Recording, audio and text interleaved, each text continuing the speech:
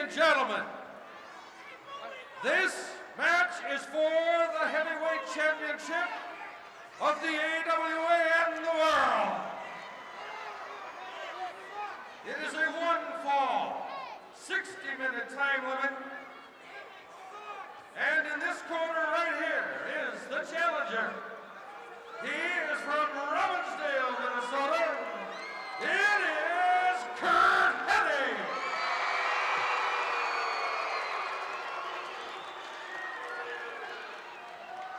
And in this corner, he hails from Beverly Hills, California. He weighs 249 pounds. He is the heavyweight champion of the world, Nick Bockwinkel. Your referee for this match is Billy Robinson, and now down the ringside, and Ron Troncard and Dick Jankowski. The heavyweight championship of the world. Referee Billy Robinson is showing the belt to the crowd, a belt that is very, very proudly worn by Nick Bockwinkel, a very proud man and a very worthy and outstanding champion. 4 times he has won the championship of the world. 3 times he has lost it. He is the current champion. The man in the ring with him wants nothing more in his professional career than to say he is the heavyweight champion of the world, and that, of course, being Curt Hennig. And this is one fall, a 60-minute time limit, and it could indeed go the full 60 minutes. It's going to be a dandy, Dick Jankowski. It certainly will, Rod. It's going to be one of the outstanding matches, I hope, anyway, that we've seen in a long time. Look, they shake hands because both of them excellent scientific wrestlers, but at the same time, they can both rough it up if they have to.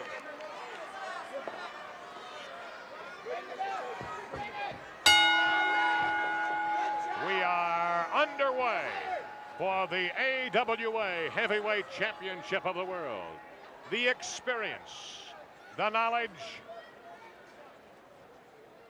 the strength, the durability of Nick Bockwinkel against the youth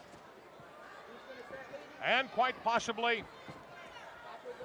greater staying power, indeed, of Curt Hennig. Bockwinkel may want to take him out as quickly as he possibly can. I'm sure he will, because he knows full well that the longer this match goes, the better it is for Curt Hennig. And of course, the referee is a longtime great wrestler, the man of 1,000 holes, Billy Robinson. So we should certainly have outstanding refereeing in this match, I would think. Billy Robinson, British Empire heavyweight champion. And as Dick Jankowski has said, the man of 1,000 holes. Curt Hennig moving cat-like around that ring. Hook up here.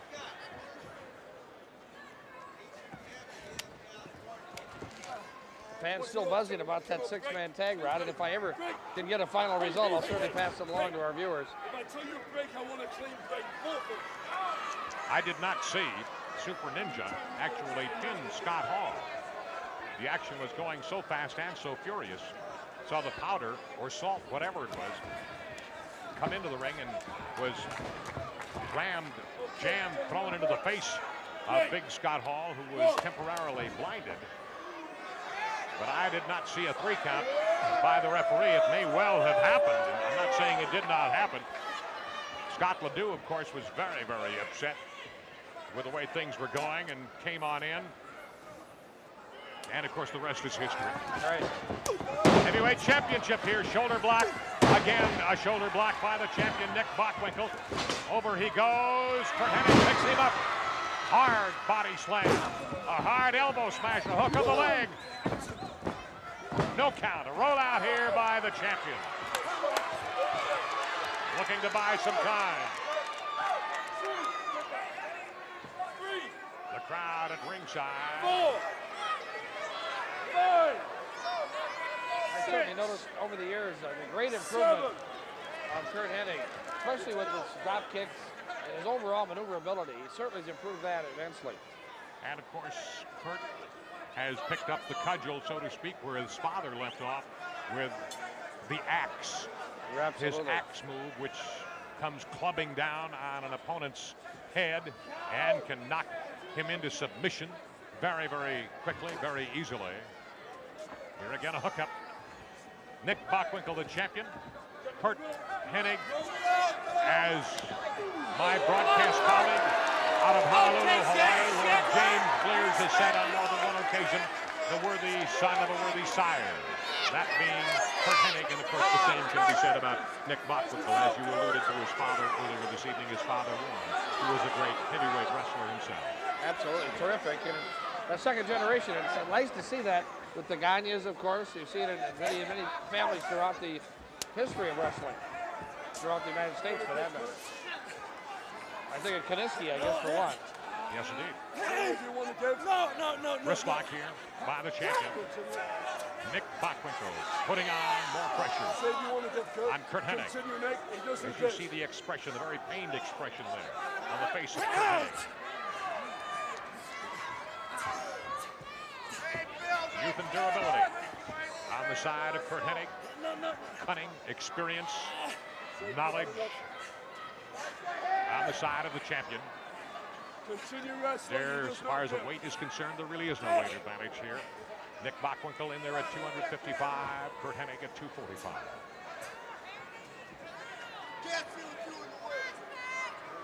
Here is more or less a show of strength as Curt Hennig, trying to power his way out of that wrist lock, cannot quite make it.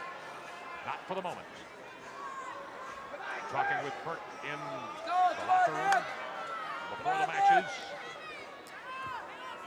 And exchanging the Merry Christmas pleasantries, as has been the case throughout the course of the evening here on this very, very special Christmas day, 1986. Said he is waiting a long time for this. And indeed, more than ready for this heavyweight championship go against Nick Bockwinkel, and he fully expects to be wearing the championship belt when this night is over. No. Come on, Nick.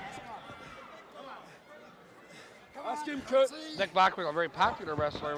He just was recently roasted, in fact, in Las Vegas. So he gets around as a very excellent, very fan favorite in many areas.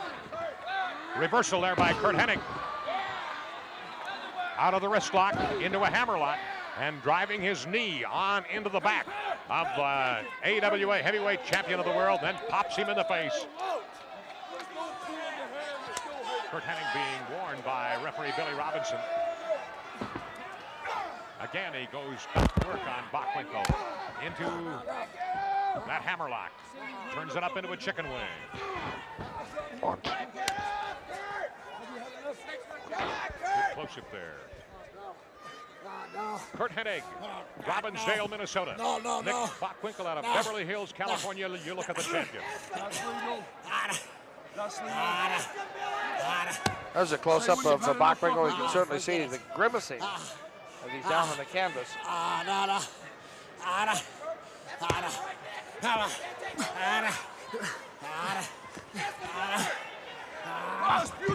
Curt Hennig has turned him over. Count of one. Tremendous power in the neck of all of the wrestlers, and you just saw a bridge there by the champion. Great, stand back. The hold is broken. The reason the hold is broken is that Bockwinkel's leg was outside of the ring ropes. Nick Bockwinkel knows that he is in a tremendous match, and he has tremendous respect for Curt Hennig. I have chatted many times with the champion on plane flights here, there, and everywhere throughout the world, throughout the country. And he is very impressed by this young man. Gives him a hard forearm, and up and over he goes. Comes back in very quickly and takes another forearm, and then gives out a hard forearm smash, and another one by Curt Hennig.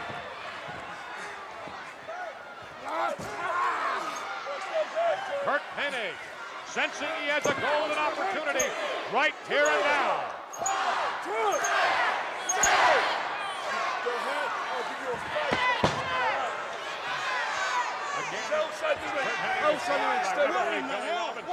He cannot hang on to the hair. He will have a 5 count to break it, or else he will be disqualified. And of course, that would mean that Nick Bockwinkel would retain the championship. Bockwinkel stunned by the late series of moves here by Curt Hennig. Starts in, grabs a hold of the leg, brings Curt Hennig out, wraps the leg around the ring post. Oh! Again around the post it goes. Referee Billy Robinson saying, get in the ring. Curt Hennig, that left knee may have taken severe damage here. Step over now. Down comes the champion. 250 pounds onto the leg. Now into a figure four. Tremendous pressure on the knee of the challenger, Curt Hennig, out of Robbinsdale, Minnesota. Hard forearm by the champion. You want to give? You want to give? Wrestle. As you look at the Billy Robinson, I think it was just either a year ago Christmas or 2 years ago that Robinson went against Bockwinkel for the World Heavyweight title. So they certainly know each other very well also.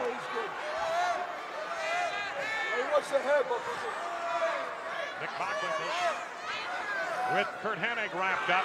He still has that figure four on him. And now a double sledge to the back of the head and a forearm smash to the side of the head by the champion. Come on, let's go. Come on, Curt Hennig. You want to Get give? your knee. Gets to his feet. Say, watch your shoulders. And in doing so, there is added pressure to the leg What's the hair? of Curt What's the Hennig. hair? Oh, my leg. Come on, Hennig, get Say your when leg. you've had enough. I'll bring the belt. You see Say when the you've had enough. predicament that Curt Hennig is in. Grabs a hold of the hair of the champion and pops him one. Drills him again. A headbutt.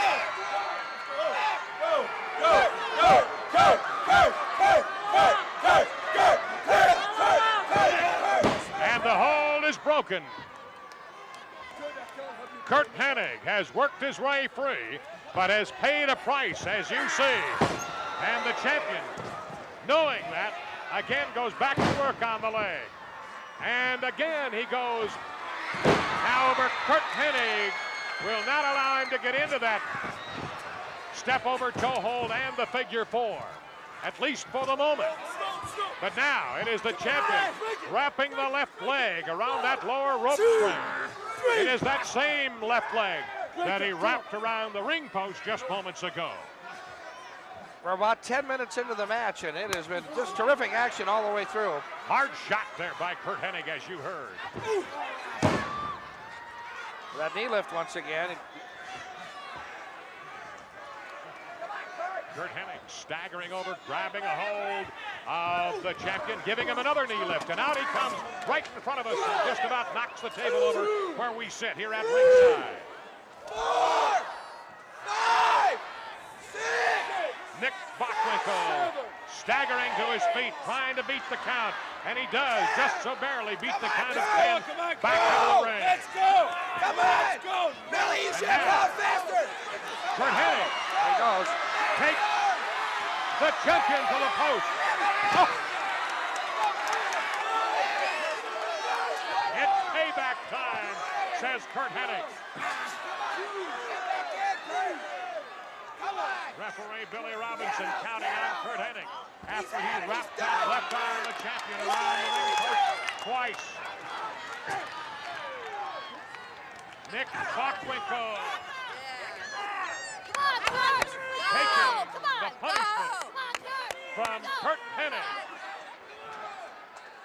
And now it is Hennig with an elbow smash down onto the shoulder, the deltoid muscles of the left shoulder of Nick Bockwinkel, who rakes the eyes of the challenger. Curt Hennig never should have turned his back to the champion, who is very, very quick to the attack and bounces the head off the top turnbuckle. Hennig to his knees. No hand.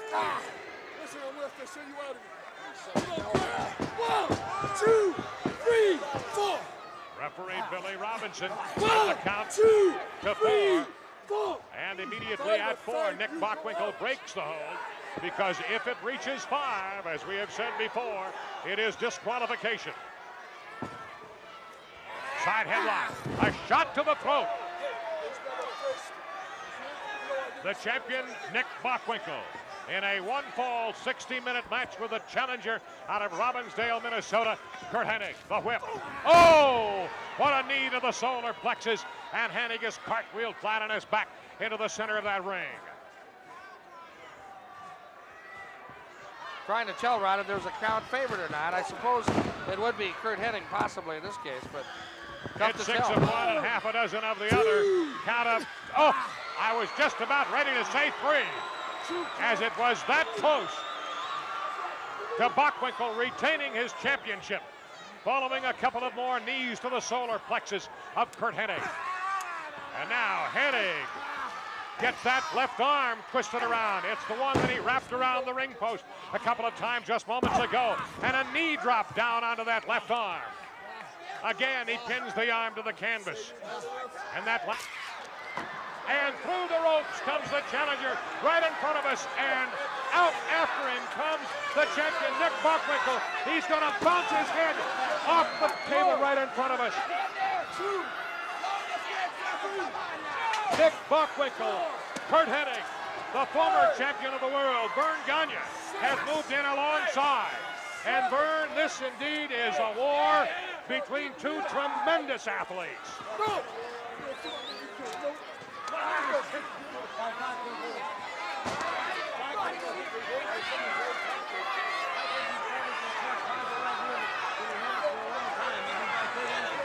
And he's worried about it. He's them outside the ring.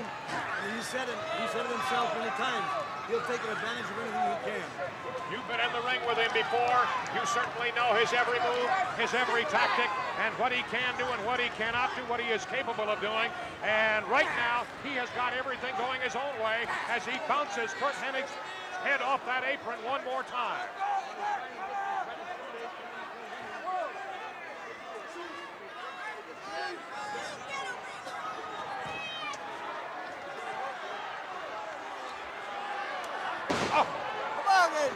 A hard smash, the cover here by Bockwinkel. It may be all over. A count of 2, but instinctively, and that is the mark of the champion himself.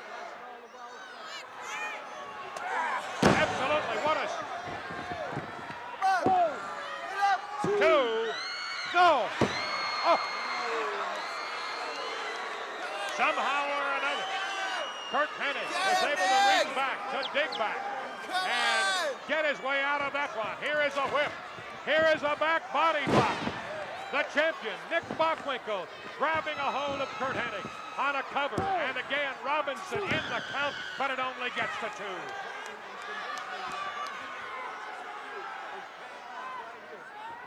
No two ways about it. Look at this. A reversal. No. Verne, I gotta say it, that count seems to be slow.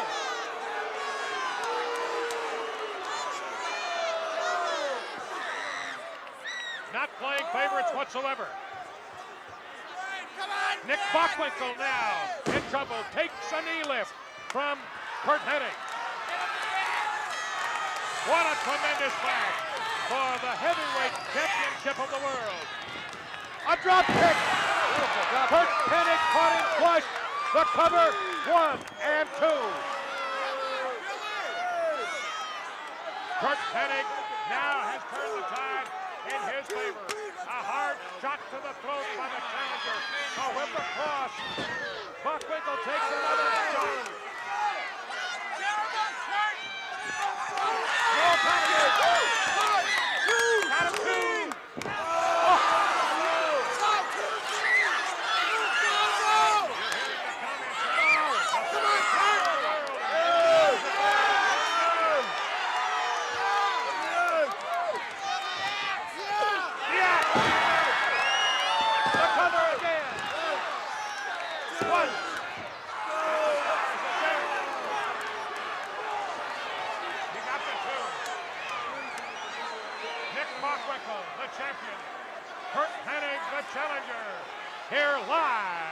the Civic Center in St. Paul, Minnesota. The whip across. Down goes Hennig. Uh-oh! Bockwinkel crashed into Robinson, who is outside of the ring. The referee is out of it. You see Robinson there on the floor, not knowing what he's doing. What is going on? Bockwinkel flat on his back in the center of the ring. Curt Hennig looking around. Curt Hennig looking around.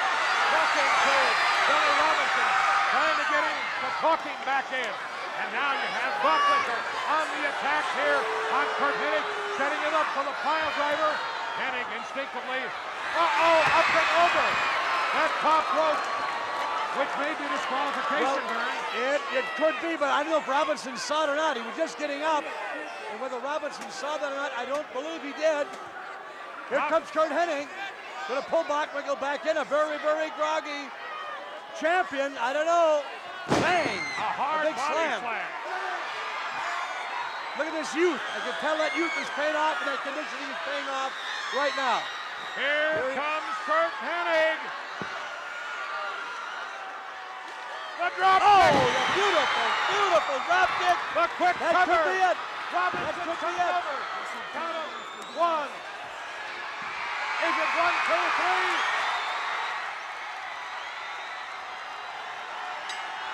3? We are. The bell has been rung. No. Referee Billy Robinson says no. There is no championship changing hands here. Wait a minute. Let's see it. Oh, No. he pushed it down. He pushed the hand down. He did catch it. There it is. It was a shame. That's just a shame. Curt Hennig did not know where he was when he did that backdrop to Nick Bockwinkel. And I don't think Robinson knew that he didn't know it. Let's hear what he's saying. Let's hear what he's got to say. Is that the justice I get, man? Is that the justice I get? All the hard work, that's the justice I get? That's bullshit, referee, and that's what that is.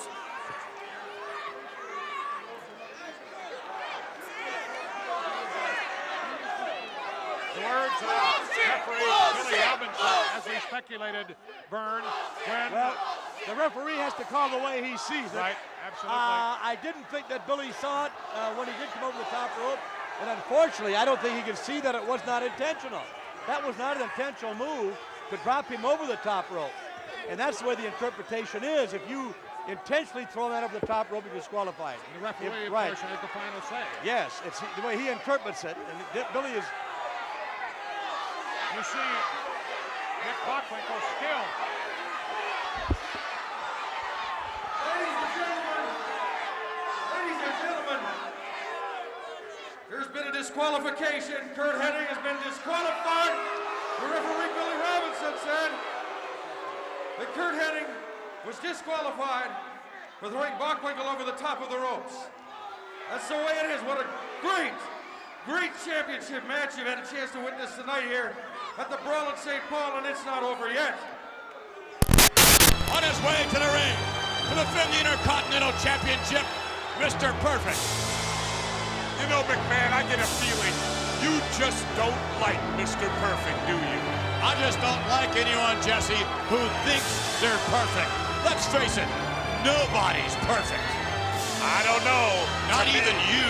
To me, Mr. Perfect, I'm about as close as you can get. And I think Chico's gonna find out. Although I must admit, Chico looks in phenomenal shape. He looks prepared, he looks ready.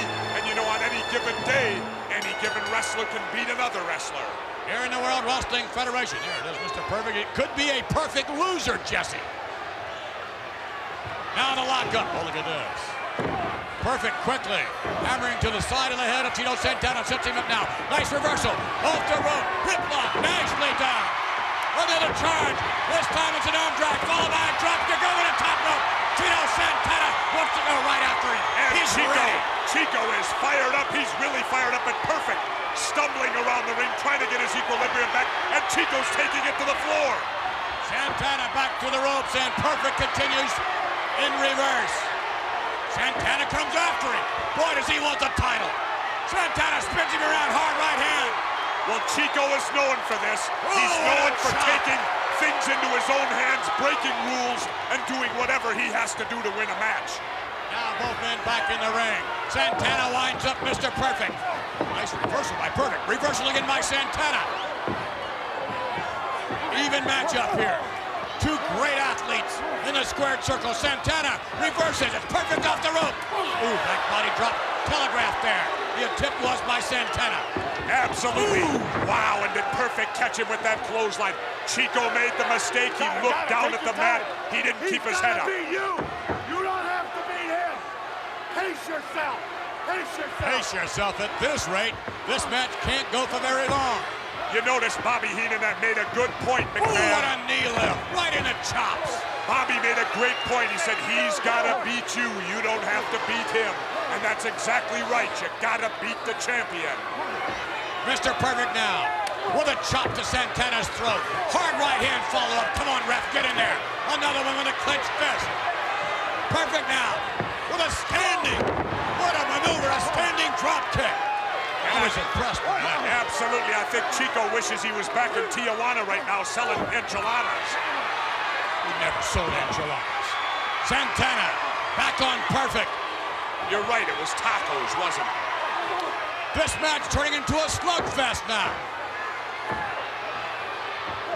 Going for the body slam, yes, has him up, and the body slam executed by Mr. Perfect. And Perfect's got him under control now, McMahon.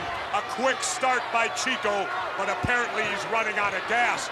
Chico's conditioning maybe not as good as I thought it was. Chin lock by Mr. Perfect. Choke. Wait a minute, Bobby Heenan distracts the official. Look at that. Brilliant, isn't it? Turn around, referee, turn around.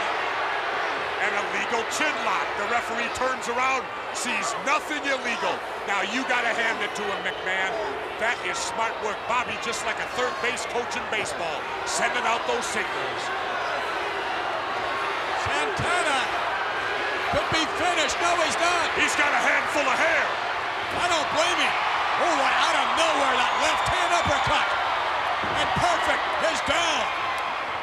What a maneuver by Santana. What an illegal maneuver by Santana. There's another illegal maneuver by Mr. Perfect. That was a legal chop, McMahon. Nothing The last illegal one, about yeah. that. Perfect with Santana in the corner. You line to the buckle. Oh, what a maneuver again. And Chico caught Mr. Perfect flush on the jaw. Wow, what a clothesline.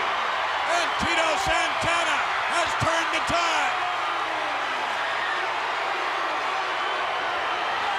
Santana with Mr. Perfect now. Winds up and delivers. Oh, come on. Whoa, and he came down on the side of the knee of the referee. Twisted his knee, I believe. That or his ankle. And now it's Santana going to work on Mr. Perfect. And now, yes, the figure four leg lock. Santana with the opportunity. Spinning. He has it. Cinched in. It's over. Santana, the new Intercontinental Champion. Perfect hasn't given up yet. Listen to him. You can hear him. He's screaming, Jesse. No way. Unbelievable resilience. Oh, come on. Look at the official. He's injured. Well, who injured him?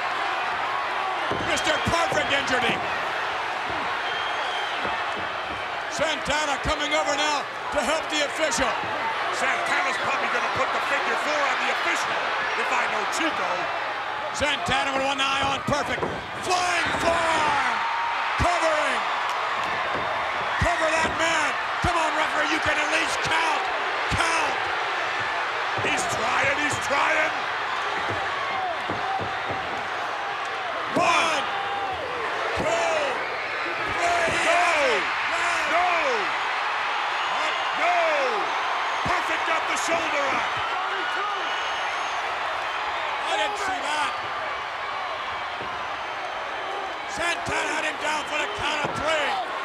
Referee has not made a decision. Obviously, the referee's saying it was a 2 count. How can this official continue? Give me a break. Santana has had Perfect in a compromising position 2 different times. Here comes the 3rd time. Come on, referee. Turn around. Count. He's Please trying. count. He's trying. 2, 3. No! What a gallant effort on the part of this official. Obviously, a broken leg, a dislocated knee, but he's doing the best job he's possibly capable of. Santana has very little sympathy for the official. I don't believe he should have any.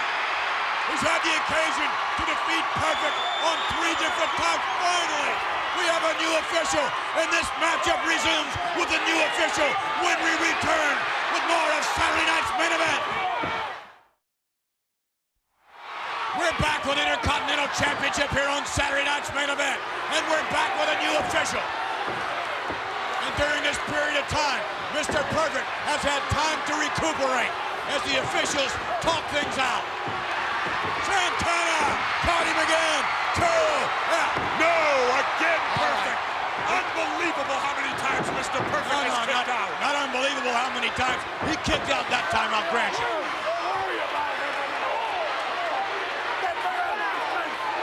Heenan is worried. You saw the look on his face. Heenan is worried. Certainly he's worried. Of course he's worried. Perfect hammering into Tito Santana. And again. Both wrestlers back to their feet, chopped to the throat area. Mr. Perfect trying to snap him over, and does indeed. And roll. Ooh, and will that ring Chico's bell? Boy, what is this? He's wiping the sweat off his eyes. What do you think, McMahon? If you were ever an athlete, you'd know that as you sweat, sometimes the perspiration gets in your eyes. Perfect. Kicking into Santana's face, and again.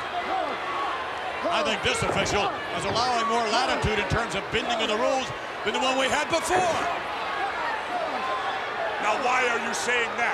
Mr. Perfect is breaking before the count. He has every right to do that as long as the count does not reach 5. Perfect again with a clenched fist. Another admonition from the official. And again, come on, ref. And Chico counters with a clenched fist. Yes, he does. Absolutely. So the official's doing a good job. He's letting them both do it. As long as he lets them both do it, it's fair. What a matchup this is. Ooh, what a maneuver by Mr. Perfect. Tremendous thrust kick right there by Mr. Perfect. He's gonna be you! That maneuver almost decapitated Santana. What's this? Ooh, no. More damage to the neck area. And I'll tell you what, if it don't hurt his neck, it's gonna give him a cauliflower ear, that's for sure.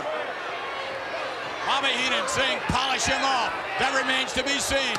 Perfect continuing to chop Santana now. Has him in the corner. Not about to let him out. Santana having to fire his way out. Oh, look at this. Down to the midsection. What is wrong? Yeah. What a punch. Mr. Perfect barely on his feet. And Chico again taking it out to the floor. Yes. Santana with the momentum. You can sense it. Victory coming at Tito Santana. We're moments away. Whoa! And Perfect trying to get out of the ring, ran straight into the ring post. Santana hauls him back in. Santana now sets him up. Drives him. Oh, yes. Reverse atomic drop from there gets him up. Oh, yeah. A regular atomic drop head first into the buckle. Big clothesline. It could be over. But it is over. 2, 3. No. He's done it again. For about the 5th time. Where's Bobby going? He can't bear to watch what's going to happen. He knows it's going to happen. Small package 1, 2. Reversal 2. He got it. Unbelievable. Mr. Perfect. And I'm out of here. I can't believe it. What a matchup. Mr. Perfect with Lady Luck riding on his shoulders here on Saturday night's main event.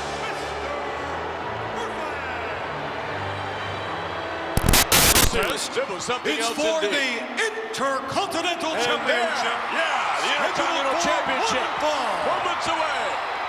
At this time, I should like to introduce to you our special guest ring announcer for this bout.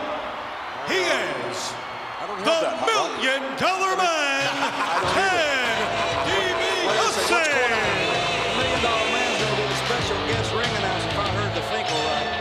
Special guest ring announcer? Everybody's got a prize. This is certainly something that we have not been informed of. Ted DiBiase. I don't understand what's going on. Because the $1 Million Man. A special guest ring announcer. What's the point? Always. We'll find out. $1 Million Man with policy notes there. My goodness. You don't do it. He's paying it off. Somebody cost a little. Howard Finkel has been bought by the $1 Million Man. I can't believe now he's buying ring announcers. Introducing first. Who does he think he is? Coming down the aisle soon, accompanied by Ring his announcers have their perfect price to manager, Bobby Brain. Weighing in at 257 pounds, Mr. Perfect. Maybe I can go down and find a timekeeper. Sometimes it makes you wonder, does everyone really have a price for the $1 Million Man? You know what I also have to wonder? You recall what happened just last week on the Lone Show. Yes, I do, and I'll tell you something about Ted DiBiase. The Texas Tornado made him look like a fool, and DiBiase don't forget that kind of stuff. And I know something besides Mr. Perfect stinks here. So what are you trying to say now? This is where we made our predictions. And his opponent. And you said you were going with the Tornado. And Mr. Perfect would be the winner. Yes, you did. So let's just see what happens. Here he comes, the Intercontinental champ. Why do you feel the Texas Tornado will lose the Intercontinental Championship? Because it's like I said, we were singing, it's gonna be a blue Christmas. Now there's a technical reason, because he was singing from the Christmas. I don't know. I think, giving everything a fair shake, I think the Texas Tornado's on a run. Already Perfect's taking a high level run with the $1 Million Man doing it. I have no idea. Maybe jobs are hard to find. And Boots is doing what he does best, hanging onto the ring post. I still can't believe after all these years Howard Finkel would sell out. Look at him. Their money's right there. Look. And again, Thought he was a decent guy. $1 Million Man is very persuasive. Maybe he's there to learn. I don't know. Maybe he's there to challenge the winner. And the Intercontinental Championship up for grabs here. Texas Tornado has taken no notice that I know that even DiBiase is there. I'm not even sure he knows he's there. Timekeeper, the announcer. You made your money. You can leave.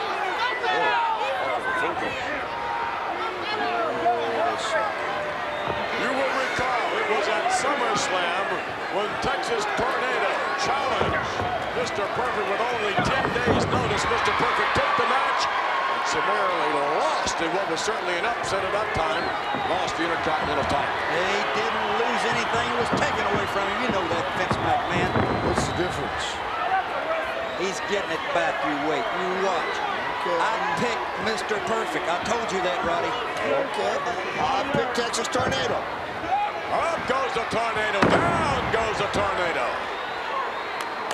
And Mr. Perfect, kind of, he's not his normal aggressive self. He seems to be a little more defensive in this match than we have seen him in the past. Obviously out of respect for the skills of the Tornado. Is it that, or does he know something we don't know? What are you trying to say now, Piper? I'm telling you, I don't really know what I'm trying to say. I just got a feeling. Nice. Nicely done. I wrestle by sense of... But what I'm saying is I wrestle by sense of smell. I fight like I feel, and I feel there's something wrong. Great out there with Mr. Perfect wiping him down. Giving him a little bit of advice. Is that too confusing for you, Hunter? No, it isn't confusing at all. Double mountain knocker, I guess you'd call that. Sense into Mr. Perfect, maybe. And Bobby the Brain Heenan. No, not with Boogsy. You got it. There's got to be some sense in the air to be able to knock it in there. There's actually no reason for him to put his hands on Bobby Heenan, though. No reason at all. Excuse me if I disagree. Tornado now.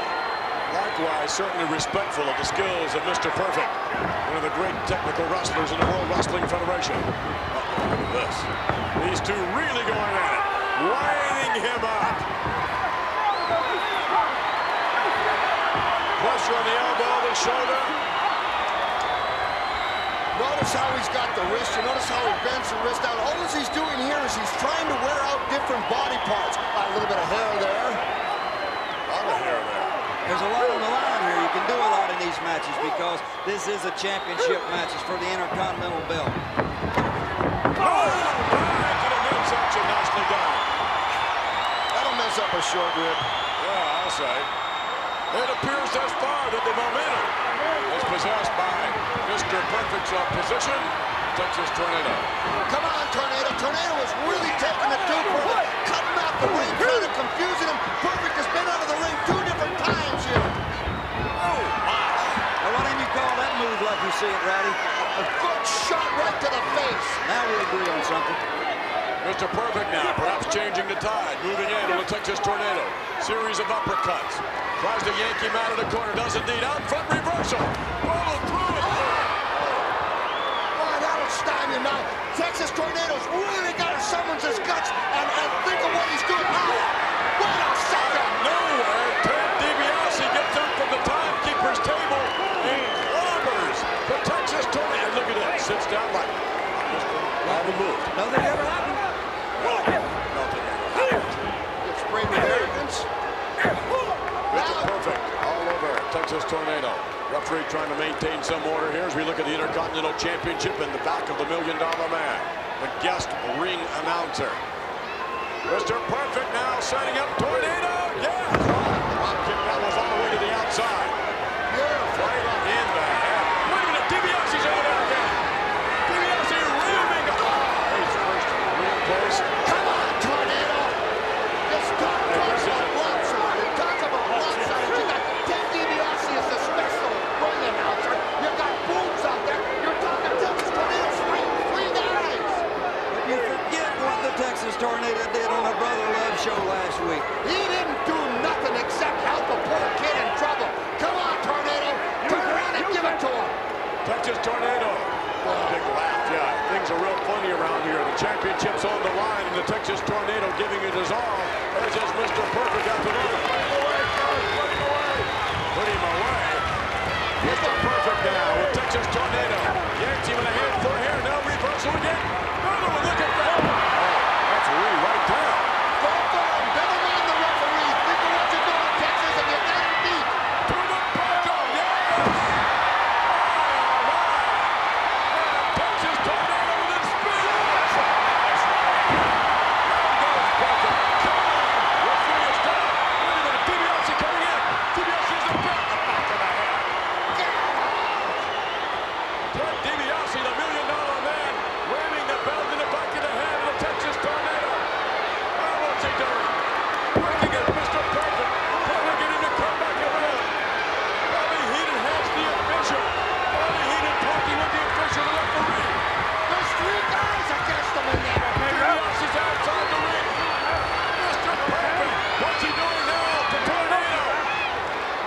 Has 2 handfuls of hair. Tornado's out cold. Perfect trying to get him out. Face lock now. I think he's trying to get him in the Perfect press. He's trying to get him out. Texas Tornado with back cold from Ted DiBiase. And look at Heenan trying to bring him out. He's got him set. And they have a Perfect press. Does him hurt. Heenan's trying to bring the official out.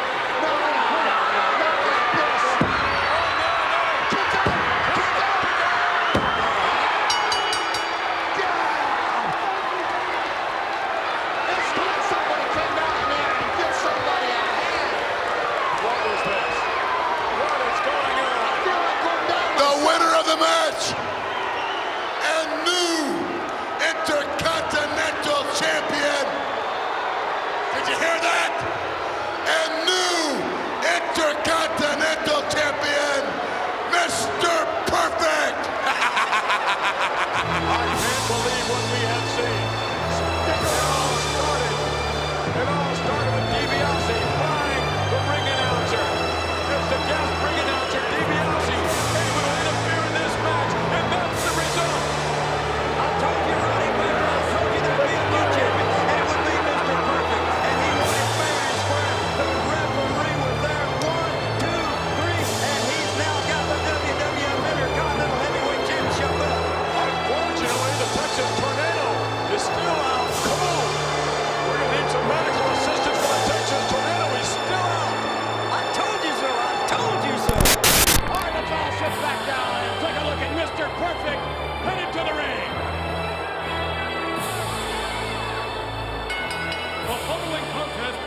scheduled for one fall entering the ring, weighing 257 pounds, That's one of your main the problems, McMahon. You Intercontinental think. Champion, You don't think, but you know there's a difference. Well, he is Mr. Perfect. The other one is just a rocket. A rocket. Well, we see the reaction to this compassionate crowd from Mr. Perfect, and in just a moment, I think we're going to see a little different kind of reaction for the opponent of Mr. Perfect. and his opponent, from San Antonio, Texas, weighing 236 pounds, Rocker Shawn Michaels. Rocker Shawn Michaels to lock up with Mr. Perfect. Yeah. Is that Marla? That was not Marla Maples. Just testing. Believe me, I know Marla. That's not Marla. I want to see if you were alert. Marla certainly looking forward to participating at WrestleMania about a week away. And I'm looking forward to her participating as well. Okay, another thing she's looking forward to. What's that? The party. Party. Well, I don't know if she's going to show up at a party or not, but next Tuesday night, and every Tuesday night, ladies and gentlemen, thereafter, WWF Prime Time moves to Tuesday nights next week, and we're going to have our post-WrestleMania party kicking things off next Tuesday. You would not want to miss that. I don't think if you're going to, I don't know, are you going to be there or not? I'm not going to be there. Are you going to feel like celebrating? I always feel like celebrating when my men win. Yeah. Nice elbow there by Mr. Perfect. Now you tell me Mr. Perfect just doesn't ooze with confidence. Yes, and he also oozes with something else, I would suggest. Good looks. Well, depends, I don't know, your point of view. Nice maneuver by Mr. Perfect, and again, the elbow missing. What an uppercut by Shawn Michaels. Mr. Perfect normally entering the ring will have an advantage as far as agility is concerned. However, he does not have that advantage in this match. Oh, you don't think he's more agile, more gifted athlete than Shawn Michaels? I wouldn't. No, he's certainly not as agile as Shawn Michaels, I don't believe. Well, Michaels Michaels wants to mix it up, fisticuff style. Michaels is good as long as Jannetty's around. See, they're tag team specialists. One-on-one, the guy's lost. He's always looking to the corner for help. I wouldn't say that he's lost at all. Sure, they're tag team specialists, but right now you want to put him up. Let's go. Shawn Michaels ready to duke it out with Mr. Perfect. Doesn't even know how to put him up. You have to lead with your left, drop your right foot back. You know, when I box, that's what. Ooh, what a left hand that cut the side of the head of Mr. Perfect. And look at those Shawn Michaels all over. Michaels just, he's eating up Mr. Perfect. Look at that. Oh, a handful of hair. He's eating Mr. Perfect up. Come on, referee. If you can't control it, get out of there. When you sit back down in your seat, you say you're not. Oh, no!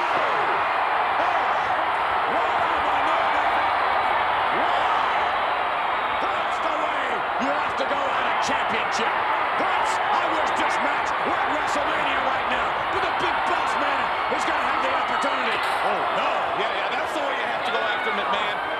You can't do all those aerial moves with a guy like Mr. Perfect and have him go your way all the time. It's going to backfire on him, and it did. Shawn Michaels with reckless abandon going after Mr. Perfect, and Marty Jannetty coming down to help out his tag team partner, Shawn Michaels. He better be coming down there to take him back. Perhaps words of encouragement from Marty Jannetty. Yeah, let's get out of here, Marty. I don't think he's saying that. Help me out of here, Marty. No.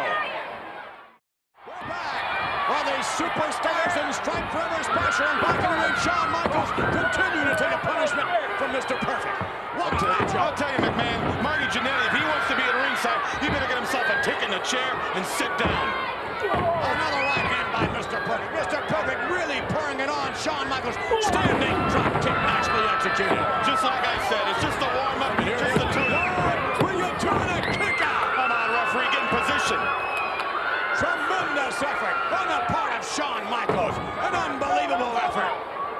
Yeah, but what's an effort going to get you? You got to beat the man. He can put all the effort he wants. He's in there with Mr. Perfect. Shawn Michaels one-on-one with Mr. Perfect. How about that? A chop by Michaels. Reverse reversal by Mr. Perfect to the ball. And a clothesline. Is that perfect or is that perfect? That's why I'm perfect. Told you. Told you. You got a lot of guts sitting up here, Bobby the Brain Heenan, allowing Mr. Perfect to go one-on-one with Shawn Michaels, a tremendous competitor. Well, what can I do down there? I'm a manager. I don't get involved. You what? I don't get involved. Are you deaf? I'm sure you won't get involved in WrestleMania either when the big boss man has his way with Mr. Perfect. He will never have his way with Mr. Perfect. You got no business in there. Tell him, Perfect. Mr. Perfect hoping that Marty Jannetty would leave the area. And Jannetty standing by. Shawn Michaels, his tag team partner, taking yet more punishment from Mr. Perfect. I know why Jannetty's down at ringside. He's down there to carry Michaels back. And it won't be long now. Mr. Perfect with yet more momentum is looking on Marty Jannetty. Oh, no, another right hand.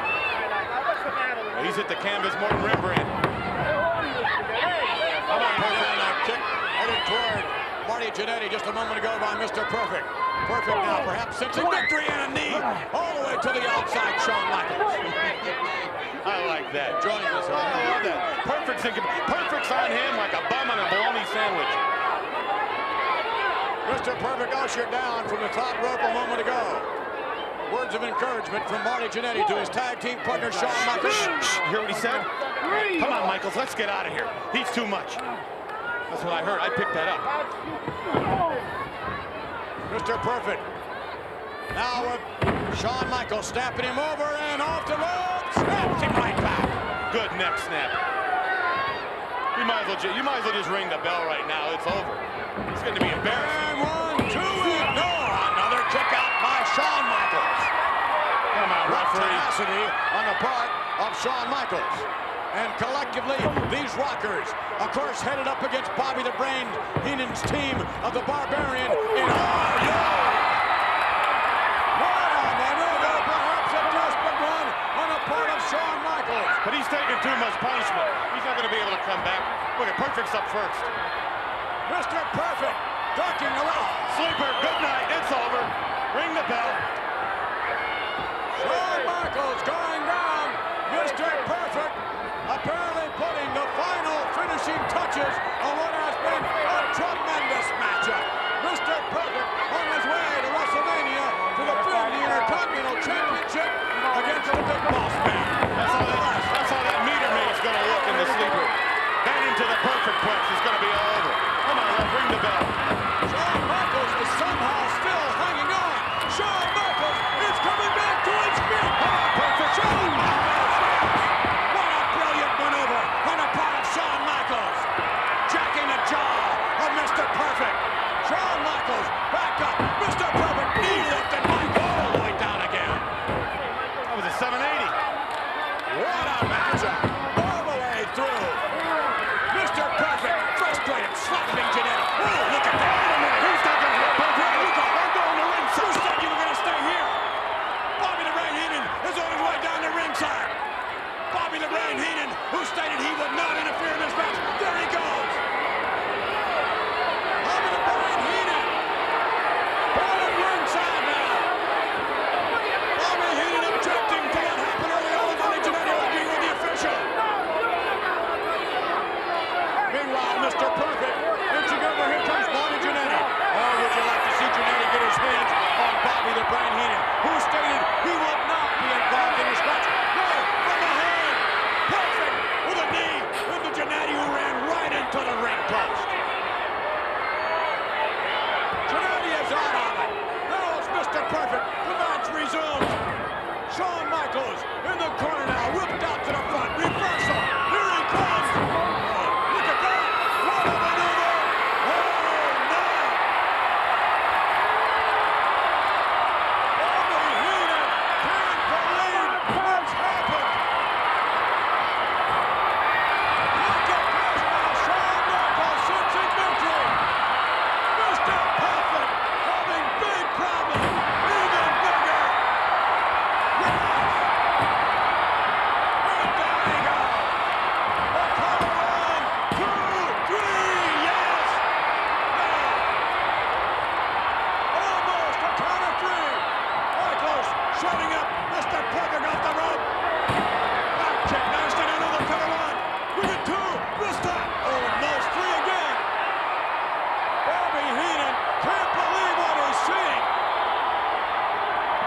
Mr. Perfect with reversal. Off the rope. Nice neckbreaker by Shawn Michaels. Now here it comes. Just go for it. High risk maneuver coming up. Shawn Michaels going up to the top rope. Bobby Heenan missing. Shawn Michaels with Bobby Heenan. Let him have it. Give him a pre-WrestleMania. Or no, from behind. Heenan distracting Shawn Michaels just long enough. Mr. Perfect now. Here comes the Big Boss Man. Perfect punch for the Boss Man is down for the save. And now we're going to have a little law and order. The Big Boss Man style. Boss Man not wanting to wait till WrestleMania. He's fed up with this. He doesn't want to wait for a week. He wants him now. Mr. Perfect running for his life. Headed back to the dressing room. Ladies and gentlemen, the winner of this bout as a result of a disqualification, Mr. Perfect! Well, there you have it. Victorious Mr. Perfect, wasting no time getting out of there. The Big Boss Man. What an outbreak. The Big Boss Man on his way to WrestleMania, now on his way back to make sure everything is all right with Shawn Michaels. What an effort. Heenan is going to have problems with the Big Boss Man. And Bobby the Brain Heenan is also going to have problems with the Rockers. Because the Rockers collectively at WrestleMania will square up against the tag team combination of the Barbarian and Haku. Ladies and gentlemen, this contest is for the Intercontinental Championship, scheduled for one fall. Coming down the aisle is the challenger from Calgary, Alberta, Canada, weighing 234 pounds, Bret Hitman Hart. What a tremendous ovation for the Hitman. They're on their feet here in the Garden. Everybody here is thinking pink. Well, that's the only ovation you're going to hear for him. Oh, there's the parents right there, Brain. Excuse me. Stu and Helen Hart, the mom and dad of the Hitman. Great rhythm. You don't have to excuse yourself with Bobby when you cut him off. He's used to it. Oh. Gets it all the time at home. Look at Hart. Uh-oh. Here we go. And watch this perfect entrance. Led down the aisle by Oates, weighing 257 pounds. Boy, does he look confident. Intercontinental Champion, Mr. Perfect. Bobby, you would know more about Mr. Perfect than anybody. What do you suppose he's thinking at this very moment? What would his strategy be? Well, it's very simple, Piper. He doesn't have to beat Bret Hart. Bret Hart has to beat him. All he's got to do is just let Bret Hart come in, make a mistake, and it's all over. Then in other words, your usual philosophy, run and hide. Run, hide, and keep your title. Yeah. There's a little Bret Hart there. Little Hitman. Very happy youngster there. The recipient of those Hitman sunglasses. And of course we have the coach. Bell's gone. This one's underway. All the marbles at stake here. Take a look. Jam-packed here in the Garden. 20,000 plus on hand. And who knows how many millions around the world watching SummerSlam 91. Both men being relatively cautious here. Both excellent. Neither one of them want to meet the least error. Bret Hart loosening up, taking his time. Both men looking where they are all the time. Well, one mistake could lead to the end, Hot Rod. Very quickly with either one of these competitors. Notice how they lock up. Nice shoulder block by the Hitman, down quickly and over the top. Goes Bret. Whoa! Yeah, what about it, Bobby? He hip locked him right out of the ring. I was going to mention how aggressive they are. They're not weighing back. Perfect's got not only his title on the line, but his reputation. Well, what, Bret Hart ain't got nothing on the line? Bret Hart's got his whole career on his line. Let alone, I don't know if I would like to fight in the building if I knew my mom and pop were up there watching. It'd be hard for me. Flew in especially from Calgary, Alberta, Canada for this. Sure. If your mom and pop were here, they wouldn't let anybody know that you were there. Oh, look at this, a crucifix! Almost got him! I'm not going to kill you for that remark, Boobs. I'm going to let you live on another 2.5 hours. I'm not saying. I heard a rumor that your mom and dad ran away from home. I just heard that rumor. Nothing I came up with. Sir, you don't expect me to sit here and take this, do you? No, you can leave. Just relax, Rod. I'll take care of him. Okay. Handful of hair buys a little time here for Perfect, but whoa! Returning the favor. You know, Piper used to come home from school and find out that his parents had moved. Will you stop? I'm not going to tell you again. You'll be out of here. I'm sorry. I apologize. Somehow I just don't believe you, but I'm more into this match. Look at, again, Bret Hart using his smarts. No, he didn't. He used the hair. Oh, well, he was only returning the favor.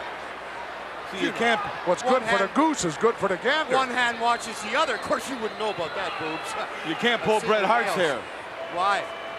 Because you get too many oil slicks on your hand. Nice knee right into the midsection, right in the breadbasket. Irish whip by the champ. Ring the bell, it's over. Ducked on a high cross body, sends it down, he doesn't hook a leg, and can't hold him. Wow, momentum just took the Hitman right out of there. But he's right up with a vengeance. Sunset from the outside. No. And right back to that side headlock. I'll tell you, I noticed something there. Bret Hart went out on the floor, landed right next to the coach, got up, got back in that ring, paid no attention to the coach. That shows you how he is geared for this match. Can only think about one thing, that's your opponent. What's going on inside that squared circle. That's the mark of a winner. Start worrying about somebody on the outside like you used to be, and forget about it, you're a loser. Well, you didn't have to worry about me. Oh, no. Hair, referee. Both guys taking a lot of liberties here in this one. They know how much is at stake. Juggling for position, trying to wear the other guy out with a hook. Ooh, what a shot. You'll be drinking soup for a week.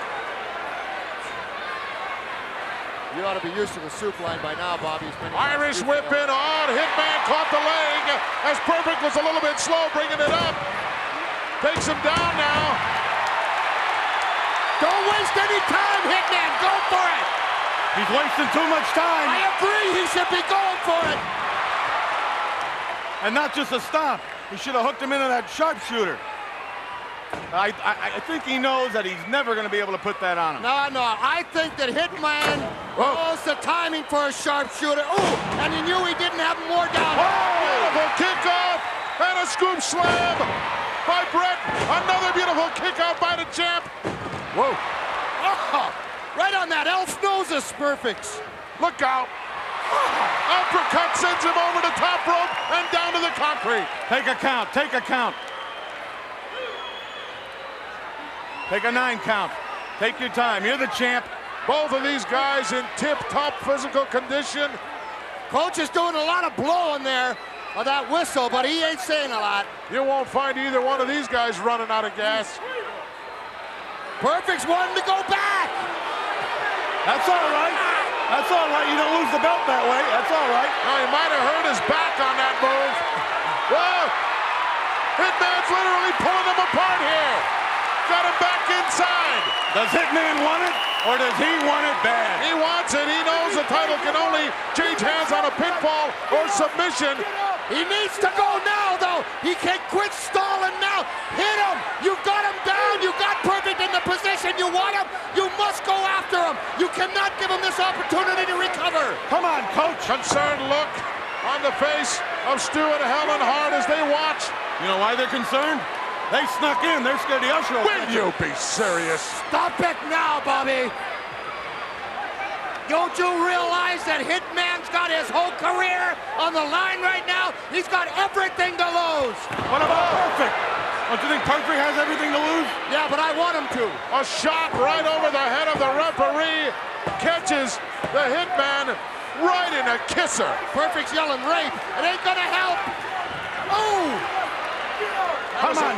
That was about a 53-yard field goal right there. Come on, Coach. You got to get Perfect motivated. You got to get him going. First thing he should do is fire the coach, I think. Oh! Another beautiful kick and outside to the concrete goes the Hitman. He's right here on the floor by me. Those ribs are hurting right now. He's having trouble breathing. I can hear him. Perfect comes right out after him. Oh! Reverse knife edge and a beauty. Wow! Once Perfect gets on a roll, he don't quit. Doesn't look like too much excellence of execution now. Guaranteed they heard that at the top of the Empire State Building. I'll tell you though, it looks like Perfect came in a little heavier than he usually does for this contest. I think he trained heavy on the weights and heavy in the gym. You know, no one's going to win this match by default. Whoever wins it, going to have to win it with their own ability, their own intestinal fortitude, and maybe even some blood. Well, what did you think? It was going to be a lottery and they're going to pick a ticket? Of course their own intestinal fortitude. Of course their own guts. But Bret Hart right there is the kind of guy that can. Of course, then again, so is Perfect. Hitman wide open on the apron and paid for it. And once again paid for it. Right into the steel barricade. I don't know. He's got hurt bad on that one. Look at Perfect, look at Perfect, catching his wind, well, getting his composure. I think Hot Rod, one of our international photographers, saved him there. Well, might have saved Bret, but didn't save the photographer. No, the photographer's still down. And look at this, it's retaliation time. Amazing! By the Hitman. No, reversal by Perfect. Look out, slides over the back. Reverse sunset. No. Oh, was that close? Perfect, fast to get on the offense again. But he knows. Go ahead. Thank you. Perfect, fast to dominate. Perfect, fast to know where he is. Now I'll talk. Perfect, he knew that is a mark of a champion. He never, what? You're stuttering. You're not nervous for Perfect, are you? Well, of course I am. The man's a good friend of mine. You wouldn't have bet a little money on Perfect, would you? Have an inside interest. I never bet. Yeah. I don't like to lose. Another beautiful reverse knife edge. Well, by the Intercontinental Champion, Mr. Perfect. You must not like yourself too much, Booms, because I've seen you lose a lot. Tried for a snap mare out of the corner there, couldn't get it. Oh! Whoa! Oh! I'm telling you, that moved the actual ring. The actual ring in the building moved when Hitman hit that turnbuckle. Every eye in this... all over right here now. Look at this. Every eye in Madison Square Garden here is trained right in this ring. No one's going out for popcorn. No one's getting autographs.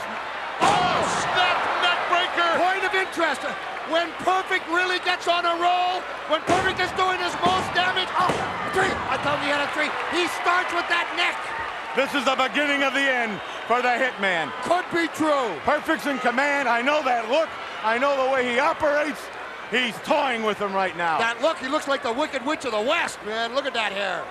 I think he missed the boat myself. I think he should have gone for the perfect flex right there. Oh! But judging by the gut, he caught the bananas. Drop kick and a beauty. Sends a Hitman out to the concrete once again. Hitman really taking a lot of punishment. What a matchup. What a tribute to the athletes here in the World Wrestling Federation to have two guys of this caliber doing what they're doing here in Madison Square Garden. Perfect. You can't let him get his win. You can't let him walk him. There you go. Go after him. I gotta give credit where we got one coach out there. Now we got one sitting here. You know what bothers me is he's right about that. That is exactly what Perfect needed to do, and that's just what he's doing. See, I'm a broadcast journalist. I have a right to my opinion. I can cheer for whoever I want. It's about the words there, Boobs. try to get the toilet paper out of your mouth. Oh! Come on, Hitman! Perfect took an awful long time. Look at they're both trying to get up there. Both jockeying for position in the corner on the second turnbuckle. Both on the outside. Who's going to get the upper hand here? Wow. Both men's head are spinning. He's got the cover. Perfect. Bottom rope. Perfect trying to get the cover any way he could. Don't do that, Perfect. Don't touch that ref. Why, disqualification will save his title. Okay, then nail him. Oh, sure. Drop him like a bad habit. Win if you can, lose if you must, but always cheat. But never get caught. Perfect. I don't know that Perfect should be taking these liberties. If he's that strong, he should go for the pin while he can. Perfect obviously wanted to humiliate Hart. Obviously wanted to humiliate him in front of his mother, his father, and all the wrestling fans of the WWF. You see, he knows he can beat him. Just a matter of time. But to have the fun and the enjoyment of humiliating him, that's what Perfect's all about. Yeah, well, to me, that's a big mistake. Anytime you got a chance to beat somebody, you go ahead and beat him because it could turn around to haunt you for the rest of your life. You're right, if you're not perfect. Oh, good night. Good night. Sunk into that sleeper deep. Well, Stu Hart and Helen Hart, get the jammies out, because Sonny's going to bed. Hitman in a whole lot of trouble in this one. Perfect should try to get the shoulders to the mat, so either he can get a count or Bret Hart will pass out, but he should try to get lower if he can. All right, Bret. Cinch up. Cinch up. He doesn't have that left arm. He doesn't have that applied perfectly, Brain. Come on, Hart. Well, this match is taking a lot out of both of them. 3 shots in the breadbasket, and look at this. Another crucifix move. Oh, perfect. Absolutely waiting for that one. All right. Come on. All right, come on. Get some heart into it. Maybe some of the worst officiating I've ever seen. Baloney.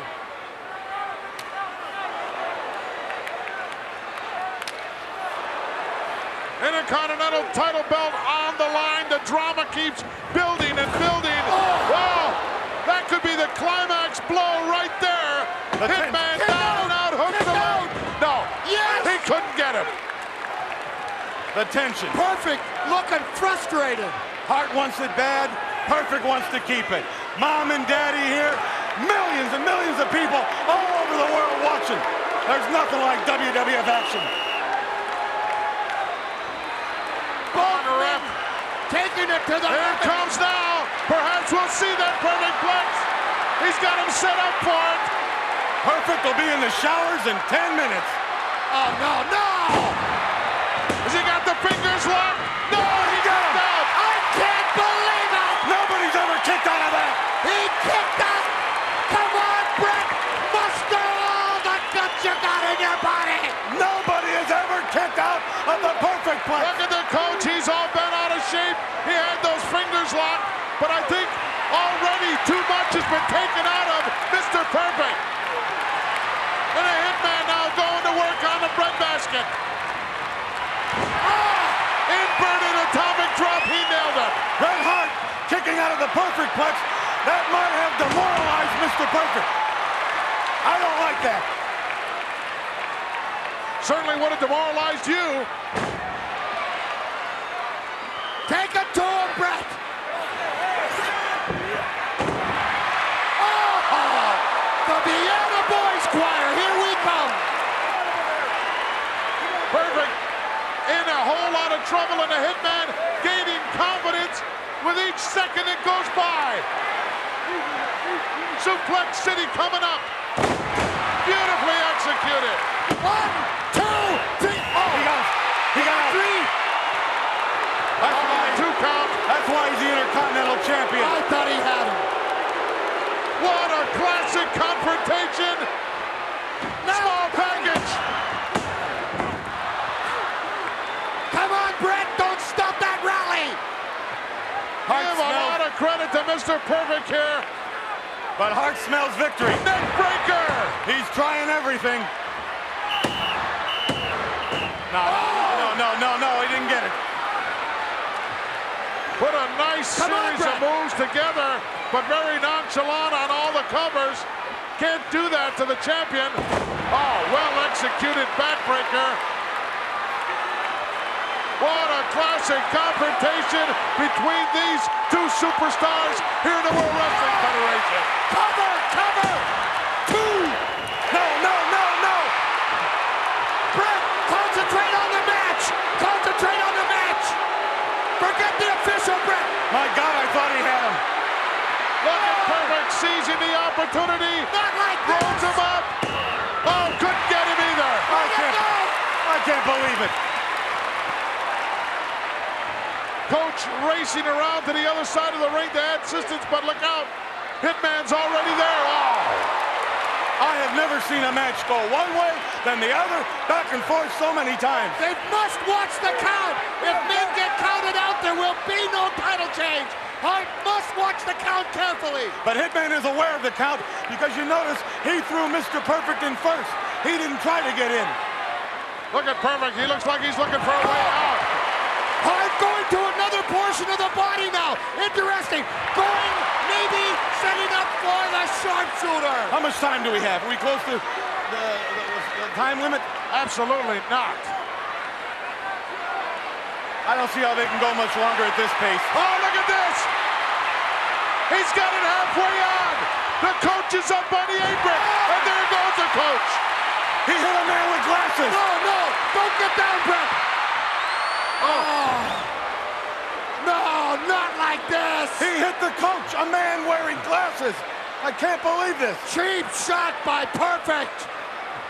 Coach had no business on the apron interfering. He didn't interfere. It's just the Hitman was just about to slap on that sharpshooter, and the coach knew it. Perfect is pulling out all stops now. Momentarily, coach has saved the day. Listen to this chant here by this capacity crowd. I can't hear. What are they chanting? Let's go, Brett. Deafening in here. Believe the coach has a broken nose. Good. Nice block there, that move. Oh, he's got that hole half applied on the canvas. He's turning him over. Beautiful counter. The sharpshooter. He's got it. He's got it. No. We've got a new champion. We got a new champion. No. All right. The winner of this bout, the new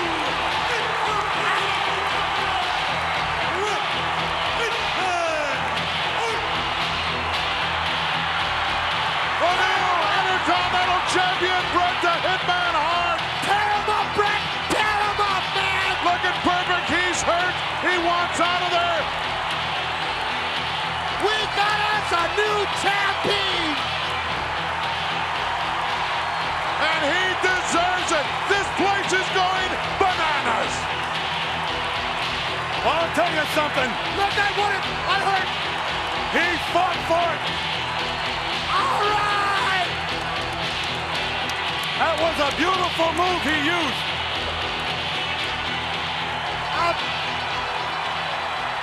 Everyone going crazy here. They love it. We've got ourselves a new World Wrestling Federation Intercontinental Champ. Hey, let's go to Alfred. We're back with more Monday Night Raw. This is the match we've all been awaiting. I can't believe Ric Flair last week challenged Mr. Perfect and put his career on the line. I gotta go to ringside. I gotta see Flair. Yeah, I guess you do. Bobby Heenan headed up to ringside to greet the Nature Boy, Ric Flair. They have a little thing going to the side, do they, Vince? Well, I'll tell you what, it has been a relationship that took Ric Flair to the World Wrestling Federation Championship, and Flair puts it all on the line, and so does Mr. Perfect here tonight on Monday Night Raw, right here on the USA Network. And you can see by the look of concern on Bobby Heenan's face, this matchup means everything to Ric Flair and to Mr. Perfect. Bobby Heenan joining us again. Am I on? Are you on? Hello. You better hope Ric Flair is on tonight. He's always on. Oh, here, look at this. Look at the look of confidence on the face of Mr. Perfect. You know, I advised Flair not to take this match. You did not. Yes, I did.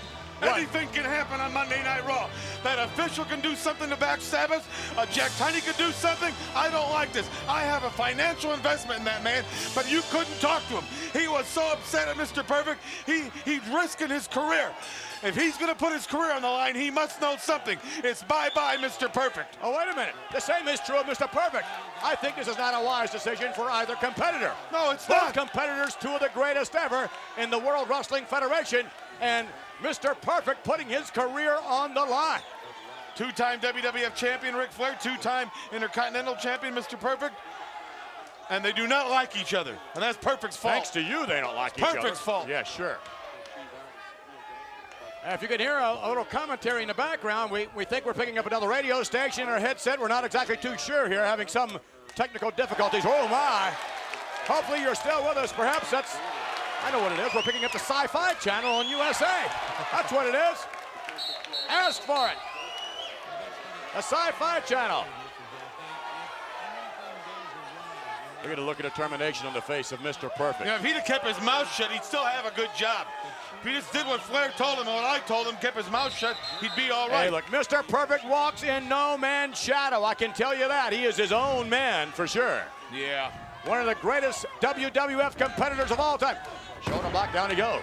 Flair off the rope again, little momentum in. Oh, nice drop toe hold, and look at this. Oh, my, what a slap in the face. Shades of the Ali Shuffle, float like a butterfly and sting like a bee. What about it, Bobby Heenan?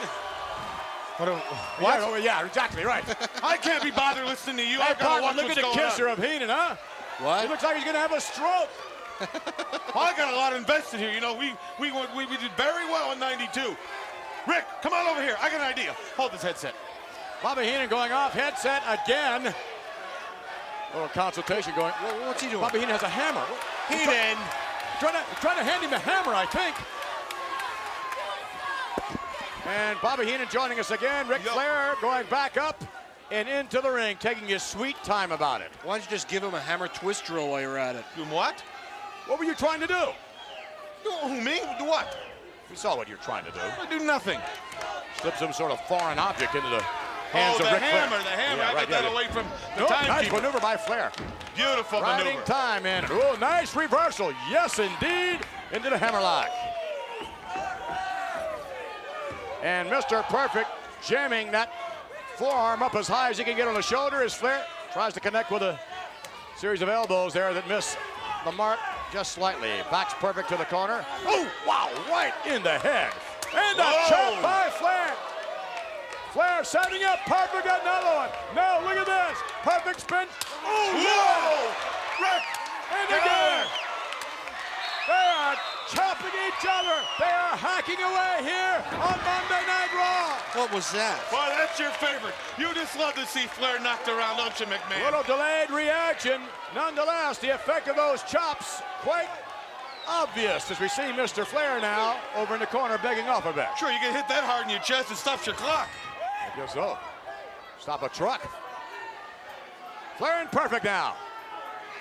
Again, I believe both men are still a little too tentative, a little too cautious. Well, that's what I'm scared about too. I don't want Flair to make a mistake. I don't want his temper to just snap. But that's what's happening. Both men are a little too defensive here, I think, with what's at stake.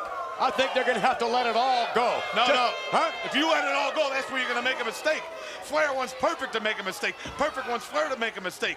That's a competitive individual there. If you just went out there and just, like you would do, McMahon, just go nuts, snap. I think a degree of reckless abandon is necessary for someone to be victorious in this matchup. You probably like to listen to music loud too and go fast on the highway and go on roller coasters and everything. Motorcycles and skateboards and bungee jumping. Ric Flair with a bit of momentum has Mr. Perfect in the corner and starts that hacking away, starts chopping away again. Come on, ref, that was a clenched fist. So what? What do you mean, so what? That's what I said, so what? Perfect could do it. And he just might. Oh, what? Another one. And a nice left hand out of nowhere. Mr. Perfect all over Ric Flair. Dropping him like a bad habit. And Flair back to the corner. Good move. Regroup. Regroup. Why don't you just run back to the locker room? What about the officiating thus far, Bobby Heenan? Pretty much you going your way or what? No, it's not going my way. It's lousy officiating. He's letting Perfect get away more than he's letting Flair get away. Perfect's throwing punches. He should be disqualified. Ah, come on. The referee with a match of this magnitude likely to let the... Oh, come on. Don't do that. You'll put somebody's eye out. Oh, Flair now really taking advantage of a little lax-natured official. Look what's going on now. Where the camera? Here we go. Oh, yeah. Ric Flair with that steel chair. Waff him. No, thank goodness the official leaped and grabbed the chair. We'll be back as we continue with more Monday Night Raw. Don't touch him, Rick. We're back with more Monday Night Raw. Mr. Perfect and Ric Flair going at it. Both men have put their career here in the World Wrestling Federation on the line. What a matchup. You realize what Flair has accomplished since he entered the World Wrestling Federation in such a short time? Do you realize what? Oh, look at that. Mr. Perfect, no. All the way to the outside. What a break for Flair. Break for Flair. Now that's fair to Flair. That's fair for Flair right there. Mr. Perfect may not get up. He hit his head on that ring post when he came flying out. He's hurt. Yeah, he is He's hurt. hurt. That's the way I like it. Oh, He's no. And back down, and if he's counted out, Come on, count, it's Ref. history. His Count. career is 1, over. 2, 3. His and career. Stop it. 7, The 10. official's doing the counting. He's outside. And if for any reason the official stops this matchup, then it's curtains for one of these two as far as the World Wrestling Federation is concerned. You keep your mouth shut. Look at this now. Flair attacking the open wound on the forehead of Mr. Perfect. Well, he smacked his head good on that ring post. And Flair really going to work. The official may stop it. Perfect now to the buckle. Oh, my. Look, We what got an him. impact. Woo! Ric Is there Flair. going to be a party tonight in the Apple? Ric Flair down for the count. No, trying to get him down, chin locking. Wait, his foot is right there in the rope. Come on, ref. Come on, ref. Get your head up. The foot is on the rope. Your job is to call the action. Ref, Don't try to can you interfere. hear me? Don't try to interfere in this kind of a match. Now, wait a minute. Careers are on the Wait a line. minute. Look at the shin of Flair. That's okay. It is not okay. You can do that till you get caught. Don't you know the rules? It's like life. You can do anything till you get caught. Mr. Perfect and Ric Flair laying their career in the WWF on the line. And right now, it looks like Mr. Perfect's going to say goodbye. But nonetheless, a right hand there had nothing behind it from Perfect. I'll be right Another back. shot. I'll be right back. What do you mean you'll be right back? I'm going to call Mr. Perfect a cab. You just stay right here. Look at this. Perfect standing there, taking almost everything Ric Flair has to give him. Reversal by Perfect. Flair coming out. Oh! Yes. Now that one had something behind it. Come on, Rick. Come on. The Get up. cover. No. Just No. to 3. Got him. No, he didn't get him. No, he didn't get him. Almost. Almost a count of 3. And that was a fast count, too. What a matchup. And Flair going downstairs, bending over Mr. Perfect. Come on, Rick. Come on. Flair You trying got to him. set up Perfect now. Whips him to the rope, coming off hip lock. No. Oh, wait a minute. Trying to No, backslide him, no. Trying to get him over. Drop to your knees, Rick. Drop to your knees. He can't take you Mr. over. Perfect trying to get him down. Drop to your knees. He can't take you over. Don't you hear me? Perfect. Here we go. Has momentum now. No. Yes. Come on. Come on. Come on. Perfect trying to get him down to the shoulder slide right no. there. 1, 2, Don't 3. show. Oh, so close. Very, very close. And Flair recovering before Perfect, trying to set him up. No, reversal to the buckle. Nice bit of rope out and over. Yes. Come on, Rick. Just when you think there's nothing left with Mr. Perfect, he comes right back at you. I don't know. And Flair begging out. This capacity crowd really enjoying the action on Monday Night Raw. Come on, Rick. Get out of the ring. Get out of the ring. Make him come after you. Make him make a mistake. And a right hand lands. The referee's giving up. He's not even trying to control this. Again, the official, considering the magnitude of this event, allowing a lot of latitude as far as bending the rules is concerned. Look at that. No. Perfect is hammering. Yes, he is that's a hammering. closed fist. That's a closed fist. Yes, if it Flair is. was doing that, he'd be disqualified. Do something. Uh-oh, and he did. He didn't get him. He didn't get him as good as he could have. Come on, Rick. Follow it up. Nail him from behind. Blindside him. And a roll up. 1, 2, 3. No. Oh, wow. Oh. Mr. Perfect and Ric Flair, both men giving it their all here on Monday Night Raw. Come on, Rick. You know what you're doing. Let him make a mistake. You can make him Oh, make look a at mistake. this now. Wait a minute. Flair to the outside, wants to collect himself. That's not a good sign if you're Ric Flair. But you don't know what he's doing. He may be suckering Mr. Perfect in. I doubt You're that not very dealing with the seriously. average wrestler here, you know, McMahon. No question about that. Oh, my oh my goodness. God. Yes, Perfect now with authority, cinches up Flair. Flair comes in the hard way. And for the cover, this one's over. Yes, no, it's not. I can't believe it. He got his shoulder up before 3. Come on, come on, come on, come on. Stop him now. Ric Flair. There we with go. a kick to the midsection. He knows what he's doing. He's sucking him in. He's Yes, he baiting him. did. He did on that occasion, no doubt. Off the rope now, and a sleeper hold. Ric Flair with a sleeper hold on Mr. Perfect. Put him to sleep any way you can. Trying to put his career to sleep. Trying It's to put over. him out of the WWF. He's down to one knee, McMahon. He's down to one knee. He's sitting down. Ring that bell, and it's over. Yes, Mr. Perfect is The history. official right there to make sure this maneuver does not turn into a chokehold. He's Look not at going that. to get up. He's not going to get up. He doesn't have it anymore. You His may be feet are- right. It looks like it's history for Mr. Perfect. He's on his- hardly moving. He's on his butt. His feet are flat out. He can't get up. The official raises a hand wide. Once. There we go. Twice. Yes, yes, yes. One more time. If that Woo! hand doesn't Ring stay that up, bell. it's going to be in it. Bye-bye, Mr. Perfect. No, he's still with it. Somehow he's still with it. That's a lousy rule. It should be twice to raise a man's hand. Look at this. Mr. Perfect making a move on Ric Flair back to his feet. Come on, Rick. And to the buckle. Nice maneuver on Perfect's part. A desperation attempt that paid off for Mr. Perfect. I think as wet as their bodies are, they can't hold on to each other. How much time has gone now? Is there a time limit on this? I don't know. Well, you're It supposed would be to know. unfortunate if we have to go off the air while this match continues. Wait, look at this. 2 and 3. No. So if we go off the air and there's not a conclusion to this match, then it's a draw. They both No, stay. unfortunately, if we go off the air, there's no conclusion. We'd have to give you the conclusion next week.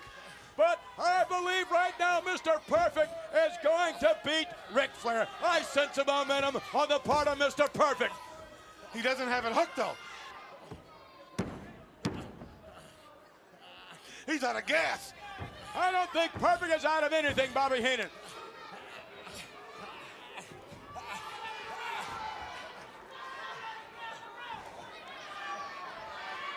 Flair back to his feet now, making his counter move. And Perfect up in the air. Perfect for the suplex. Nice counter move on the part of Flair. There's a pro.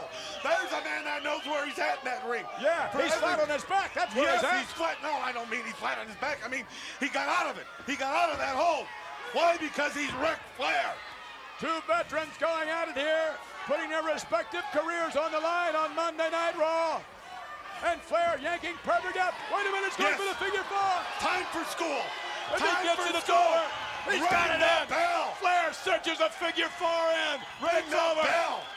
Come on, stupid, ring that bell. Flair has hold of the rope. That's Flair, okay. It's not okay. The ref don't say it, it's okay. Flair hanging on to the rope, gaining even yet more leverage. He's not more holding it to pressure. the rope. You liar. Not right now, he's not, but he was earlier. You saw it as well as I did. And again, Flair reaching for the rope.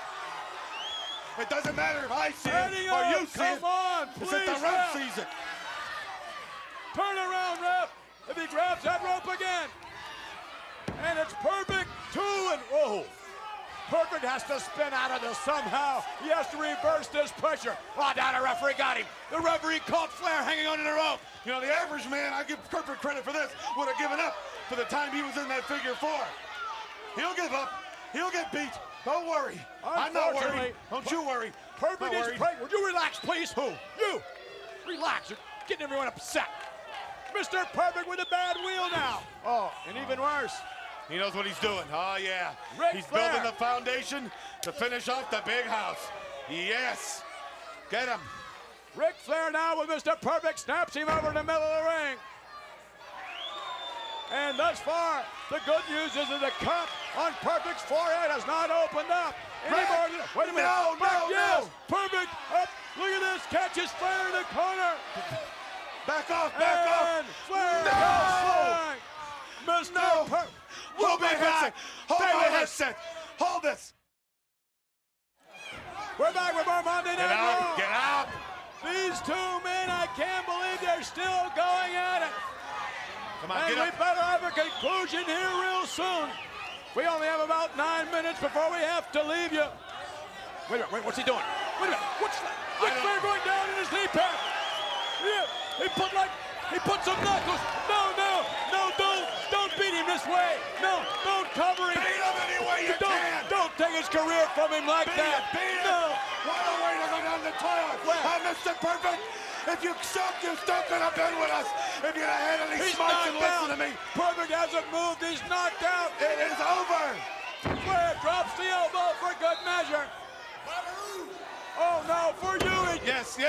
Wait, the foot. No. The foot. Shove that foot right down his mouth. I like what I see. 1, 2, he gets him at 3. No, he doesn't. Oh, wow. Bobby Heenan, big kisser. Yes. Big smile on his face. He likes what he sees. Oh, come on. Flair attacking. He wants to stop the match by opening that wound. Doesn't matter. This man will stoop to any depths to win this match. That is exactly right. Rob Bartlett, you haven't said a word. What's going on? I'm speechless, Vince. I've never seen anything like this in my entire life. These two guys are beating the bejeepers out of each other. Oh, and another chop. Wait a minute. Hit him. Look on that front. Look. No. Look at Perfect. He's turned into a punching bag, but one resolved by Mr. Perfect. He's out on his feet. Flair's chops don't even mean anything. He's out on his feet. Ring the bell. And look at this. Oh, no. Yes. Talk about momentum. Now, Perfect moving in on Flair, who's backing off. Mr. Perfect with Flair. What shot. And all of a sudden, what resilience by Perfect. Flair for the ride. Oh, my. About up and down. Come on, Rick. And nailed him. What a right hand. And Ric Flair now is the one on the canvas. What action in this matchup. Oh, look at that. That's unbelievable. Idiot. Oh, so is that. Oh, my God, no. It's over at 3, yes. No. Oh, I thought he had him for sure. I thought Perfect had Flair for sure.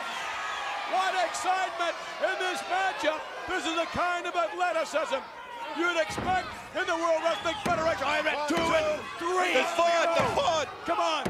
Look at the foot wrap. Come on. Oh, look at that. And the official. Wait a minute. A reversal. No. Yes. Oh, a kick out by Flair. They are literally, McMahon, fighting for their lives. Off the rope. Puts the break. Perfect. Flash 1, 2. Yes. He got that. No. He got that. Oh, my God, no.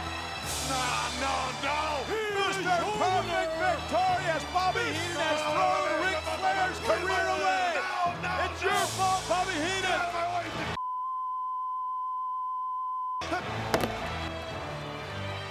Bobby Heenan, besieged by apoplexy. Look at this. He can't believe what has happened. He can't believe that Ric Flair is no longer in the WWF. Mr. Perfect victorious and perhaps his greatest victory to date. That was an amazing match, Vince. Bobby Heenan will never forgive himself for allowing Flair to issue the challenge and accept both men, Perfect and Flair, putting their careers on the line. But nonetheless, it's Mr. Perfect now who has chased Ric Flair out of the World Wrestling Federation. What action on Monday Night Raw? What action on USA? Yeah, Perfect! This is the semi-final match of the King of the Ring tournament, scheduled for one fall with a 30-minute time limit. About to enter the ring, Bret Hitman Hart. I can't believe the interview that just happened with Gene Okerlund with the Hitman and Mr. Perfect. And the way they were looking at each other and what they said. Incredible. They know the stakes are very, very high. Another thing that's very interesting, they got 15 more minutes to get it on here. One fall, 30-minute time limit. His opponent. I'll tell you what, I am looking forward to this match. A classic encounter, Heenan. You can see anything here. You want to see wrestling, you'll see it. You want to see fighting, you'll see it. You want to see a brawl, a street fight, you're going to see it right here. Gentlemen, we know the NBA finals are ongoing. It's a big matchup. Air Jordan, Charles Barkley. This is what I my analogy of these two men. That's the parallels right here, Randy. Check out the determination of Mr. Perfect's face. Eye to eye. The Hitman versus Mr. Perfect. And remember, we got a 30-minute time limit now. The Perfect Plex versus the Sharpshooter. And gentlemen, I notice on the left hand of Mr. Perfect, he may have sustained maybe a dislocated finger or two. His hand. You mean the Hitman? The Hitman, I meant the Hitman, I'm sorry. Well, get it right, I'm going to have to dump you. You know, I didn't notice that until you just pointed that out. Remember Razor Ramon stomped his hands twice, each hand? And Bret Hart comes back out with his hand taped. Could be a factor early on. Waistlock go behind by Mr. Perfect. Both these gentlemen, as you heard, second-generation stars, and their fathers were big, brawling, rough, power wrestlers, and these two men are so technically sound, it's amazing. I'll tell you what, Bobby Heenan, when you put me on the spot and you asked me which one of these guys or who would take the King of the Ring was between Mr. Perfect and the Hitman, and when I picked Mr. Perfect, it's because remember that the Hitman beat Mr. Perfect with the Sharpshooter a couple of SummerSlams ago for the Intercontinental title. That's right. You're right about that. And I think that Mr. Perfect remembers it because he's a competitor all the way. SummerSlam 91. Bret the Hitman Hart defeated Mr. Perfect in a match that could have gone either way to win the Intercontinental title. And it's interesting here, if this match were to go a time limit, or if both men were disqualified, counted out, what have you, then Bam Bam Bigelow would be the King of the Ring. Interesting situation to say the least. Good counter move by the Hitman. Counter to hip lock, side headlock takeover. And another counter into the head scissor by Mr. Perfect. Boy, those moves are crisp, they're sharp, they're fast. This is wrestling. This is great. Hey, Bobby Heenan, back then when Mr. Perfect lost to the Hitman for the Intercontinental title, weren't you doing business with Mr. Perfect then, and is that the reason he lost? Well, what happened was... Go ahead, admit it. Well, wait a minute. I will if you shut your mouth. I was broadcasting that evening. I couldn't be at ringside. Never mind. You adversely affected his career, and the smartest thing he ever did was to get rid of you. Can you believe what we're watching right now, the Hitman versus Mr. Perfect? This is a classy match. I'll tell you who I'm going to pick. I'm going to have to go with Bam Bam because he got the bye. Who are you picking in this match? Another clean break. What a knife edge. What a knife edge. You can hear the impact of that one. Irish whip is reversed far side. And the Hitman scoops up Mr. Perfect. And Perfect counters by kicking him away. Both men trying to go for a slam, but it's Perfect with the advantage. And again, the Hitman Hart kicking him away. Side headlock takeover. Oh, what an offensive exchange. I love it. Unbelievable. What a great match. I'll tell you what, Bam Bam's got to be laughing and feeling good right now with that bye. Sure, it gives him more rest. He's got more time. Ladies and gentlemen, we are live in the sold-out Nutter Center, the heartland of America. We're in Dayton, Ohio, and we're so happy that you're with us. Both men trying to gain an advantage here. This is the semifinals in the King of the Ring competition. The winner moves into the finals to take on Bam Bam Bigelow, who is getting a rest right now. He's being able to kick back and regroup to re-energize himself. Both these guys, Mr. Perfect and the Hitman, have already had one match, and this is a big test for both these guys. I'll tell you right now, I don't think Bam Bam is sitting back relaxing. Oh, good move there. Look at this. He's got him hooked, 1, 2, and a near fall. Great move, side headlock takeover. Almost a quick pin right there for the Hitman over Mr. Perfect. I believe Bam Bam, someplace in this building, or on a monitor, or in his dressing room, is watching this match. No, you don't sit back and kick back. You better watch what's going on. I'd say you're right on that. He's got a chance to be King of the Ring by just winning one more match, but he doesn't know who he's going to wrestle, so he's going to be watched. That's why I'm going with Bam Bam. He's got the advantage, only one more match. Tell you what, he's looking for injuries just like the Hitman right now has got tape over those fingers, just like it could be a dislocated finger or whatever. It could be broken. I'm sure he don't know. He didn't have x-rays in the back there, in the dressing area.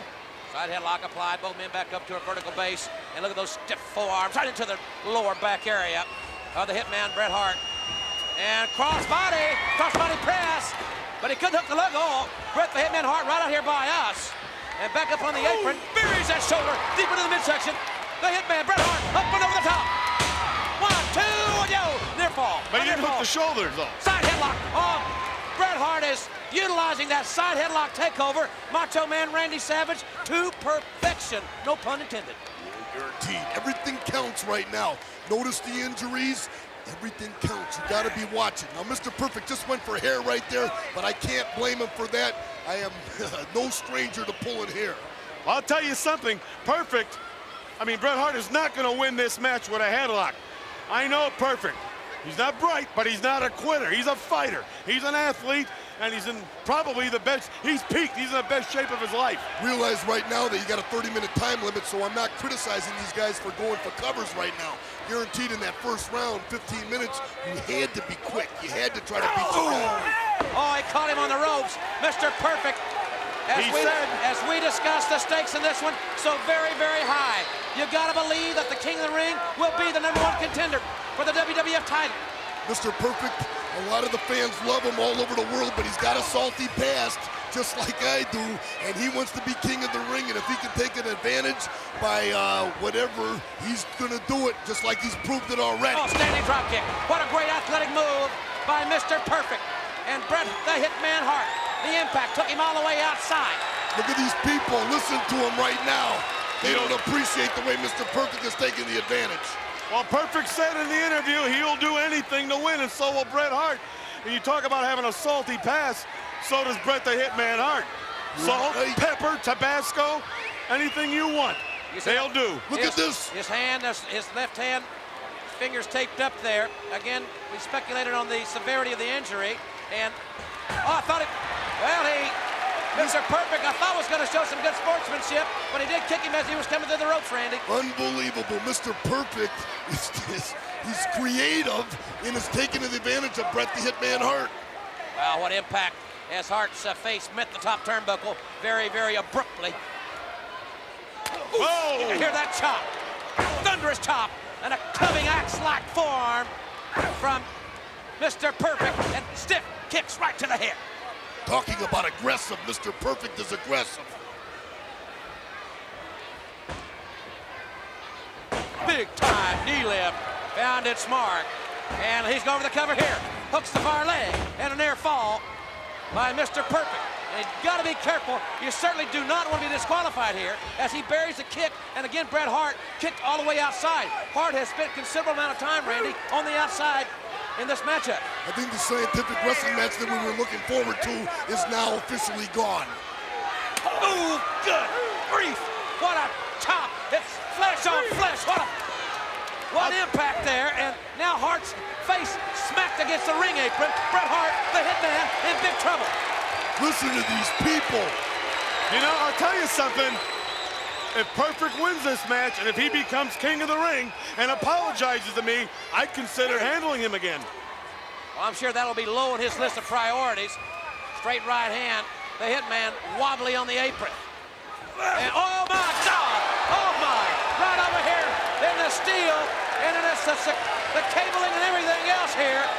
The Hitman Hart, he smacked the steel security railing with his body, and you could hear a sickening thud of flesh and steel. He may have hurt his knee.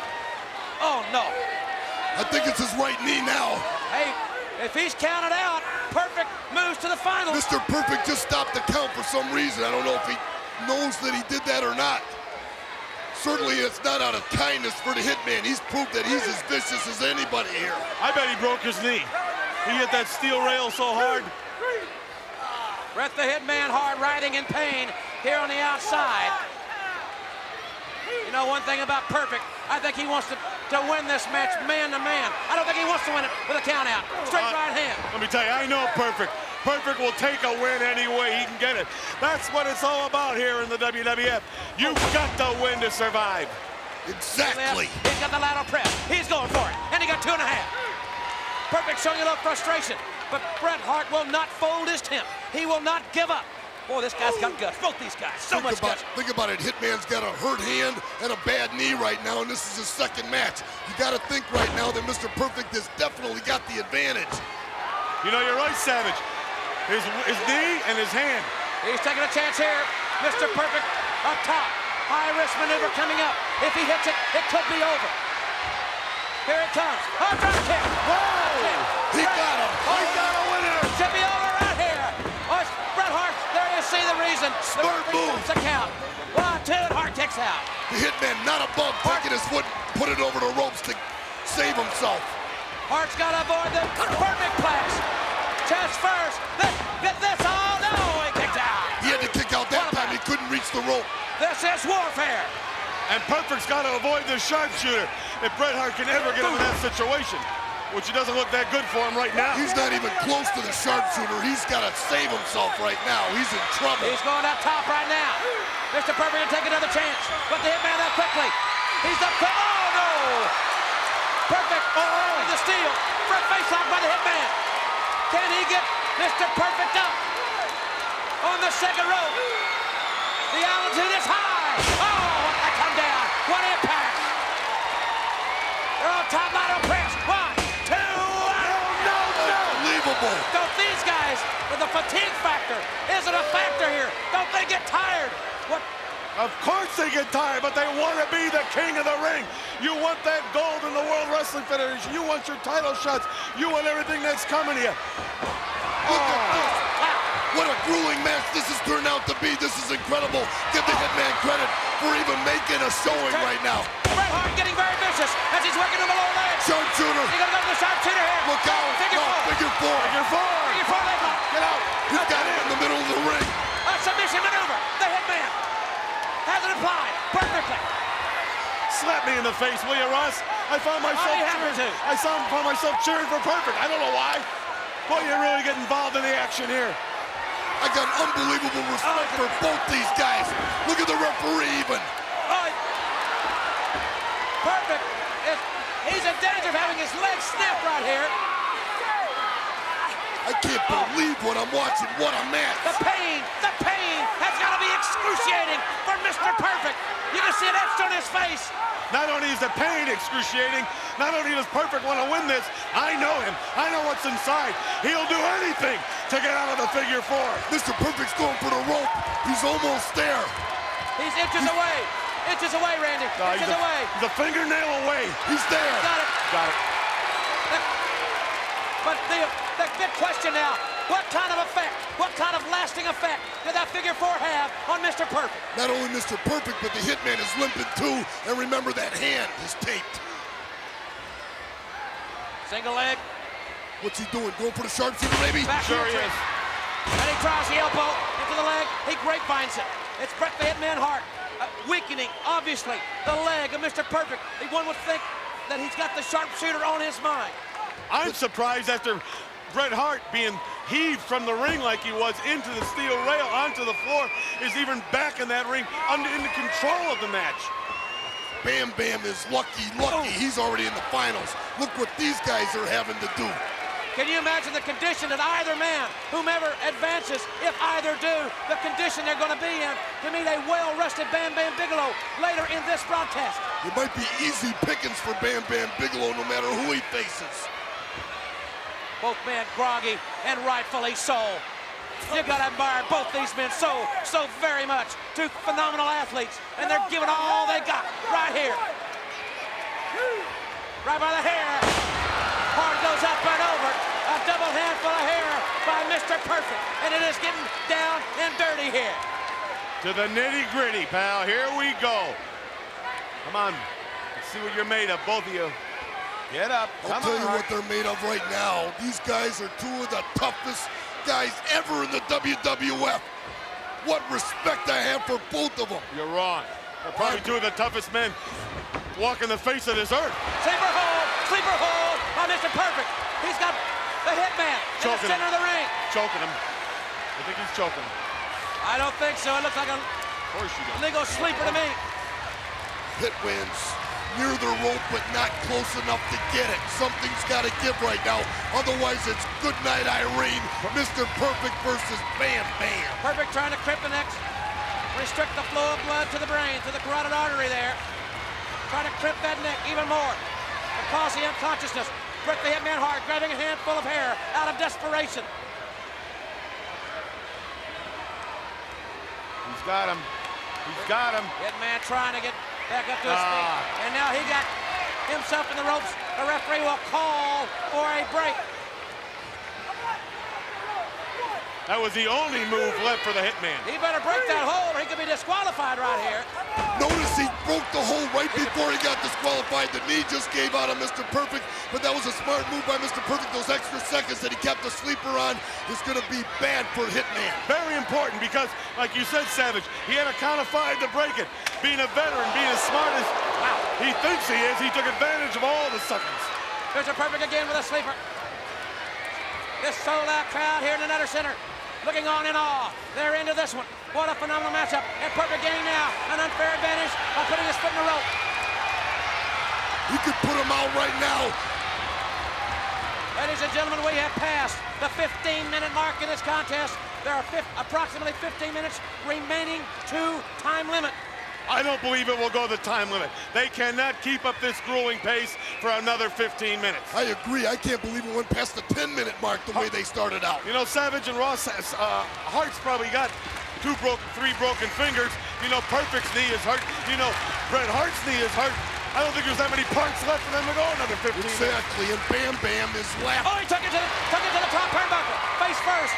Well, one thing that's very, very important to remember here is that if we do not have a winner, then Bam Bam Bigelow will be the king of the ring. Can you believe if he got in the back door and was the first king of the ring? That could happen. Winning one match, you're right. I didn't even think about that.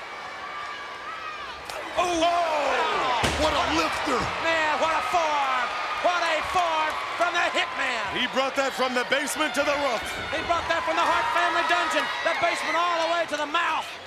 Have you ever been in the Hart family dungeon? In most homes. Oh my! Mr. Perfect tried to scoot out of the ring right there.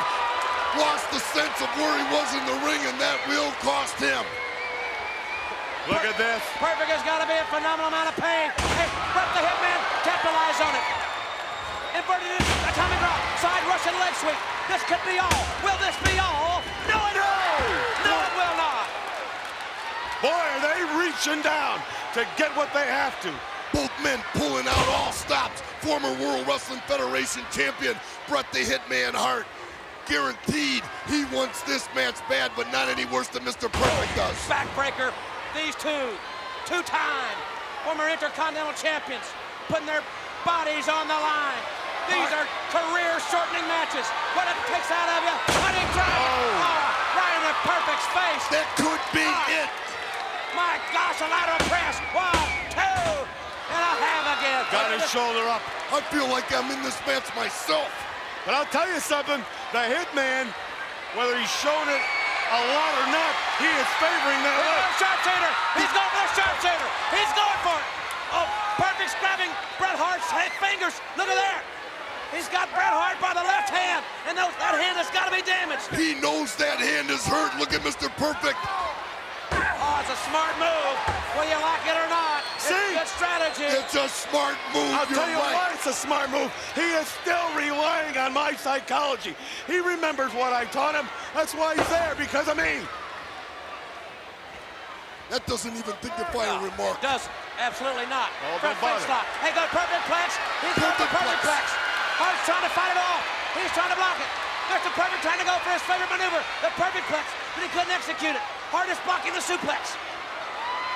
They're counting. Oh, no! Oh, no! They're both up and over the top. I can't believe what I've just seen. This could be a double count out, and Bam Bam Bigelow could be the king of the ring. Both men slapped against the concrete floor. But Mr. Perfect, when he went over, smashed his kidneys into the apron. He is hurt. Mr. Perfect just made it back into the ring. Perfect back in the ring. If Bret the Hitman Hart cannot return to the ring, he will face Bam Bam Bigelow in the finals of the King of the Ring tournament. But he does. He's back in there. Perfect's leg. He can barely stand. Whoever wins, it's going to be easy picking for Bam Bam. Perfect's leg is injured. His leg is hurt. It's time Turtle. 1, 2. Oh, it's countered. It's countered. And yeah! What a match! What a match! He reversed it. Here is your winner, Bret Hart. Mr. Perfect cannot believe what just happened, and neither can I. What a hell of a wrestling match you have just seen. Bam Bam, if you're back there listening, check this out. Check this out. Mr. Perfect just looked at the Hitman. I don't know what he said, but he just got out of the ring. No shaking hands here. I can't believe it. Well, He's got to be disappointed. Apparently his leg was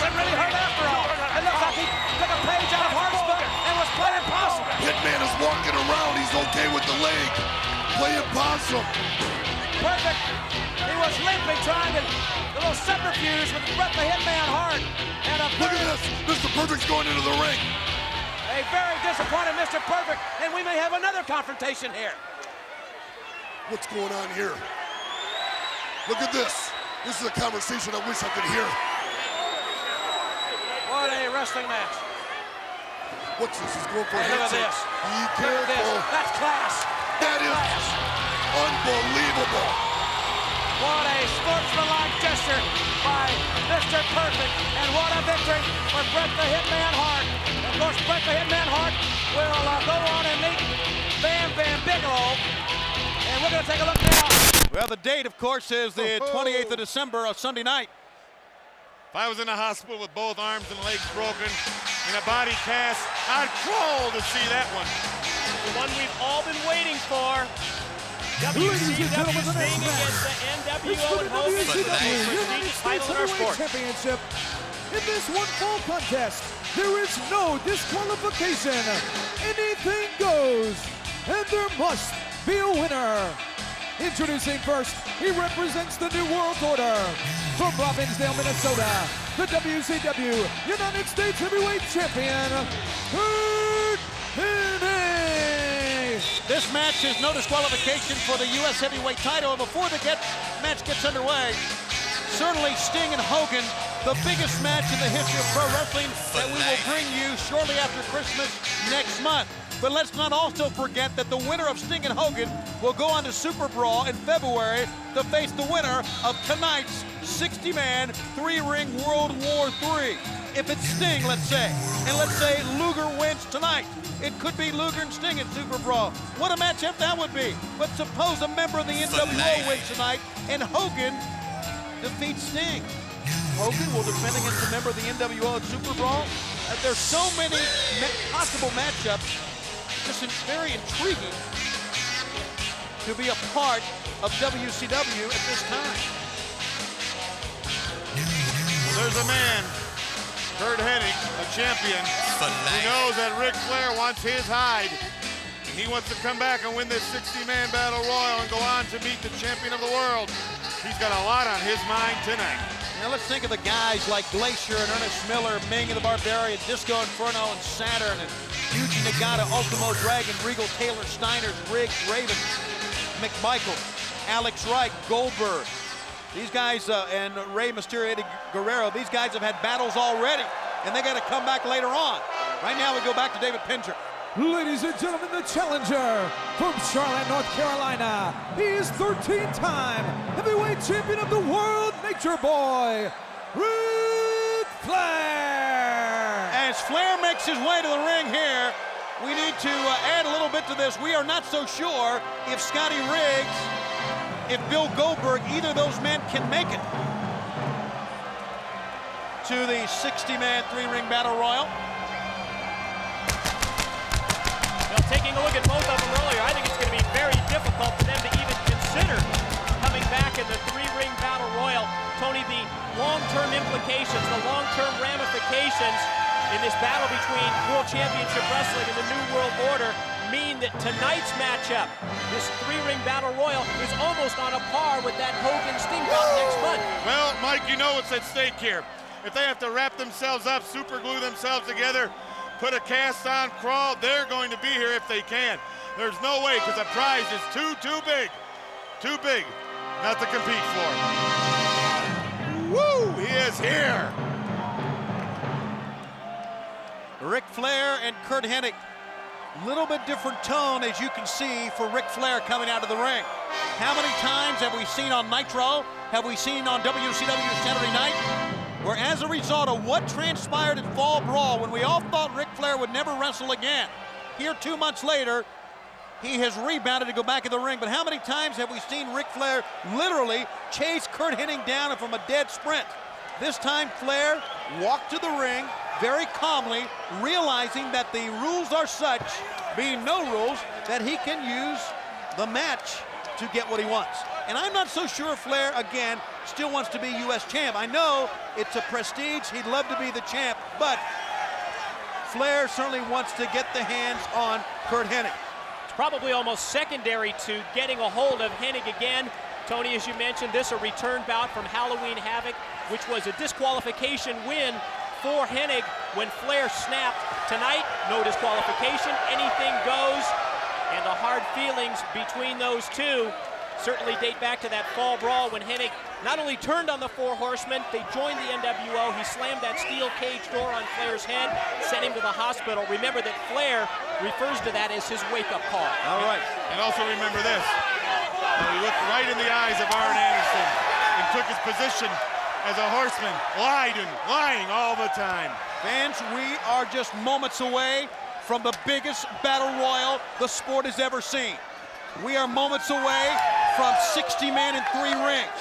Moments away of seeing who will go on to February to face either Sting or Hollywood Hogan. You are now moments away from one of the biggest matches ever, combined with Starrcade coming up in December. The greatest time to be a fan of pro wrestling. And certainly enjoying what you're seeing here as Flair goes face first. Well, maybe we'll change our mind about that focused Ric Flair. Hennig with a right hand to the side of the head of Flair. Now remember, here are 2 men who are in a tough spot. They're going to give it their all. They're going to fight everywhere in this arena here at the Palace of Auburn Hills. In a few moments, they're going to be 2 of the 60 men to come back to the ring.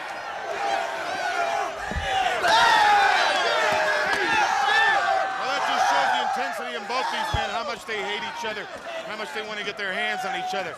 And I'll tell you, in the back of their minds has to be the Battle Royal, has to be World War III. There'll be another day.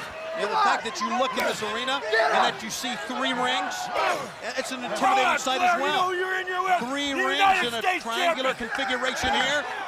Hennig, part of the NWO. And this goes back to the thing, one of the great things about World War III is the fact that it's every man for himself. But when you look over the NWO roster, you realize that they are not going to do that. They're going to stay, I would think, a cohesive unit, and thus, I think, are the biggest factor in this entire 3-ring battle royal that in a few moments we are going to witness. Well, you'd certainly expect that to be their game plan, their strategy heading into this battle royal as Hennig now uses the cable cord to try and choke Flair. No disqualification. Well, what I'm going to watch, Mike and Tony, is I want to see if the NWO touch each other. I want to see if there's any physical aggression there inside the members of the NWO. I don't think it's going to happen. I don't think it will either. I really don't. As a matter of fact, remember last year the Giant won it as a member of the NWO. They all celebrated with the Giant in his win. Hennig using the camera cable again. This is no disqualification.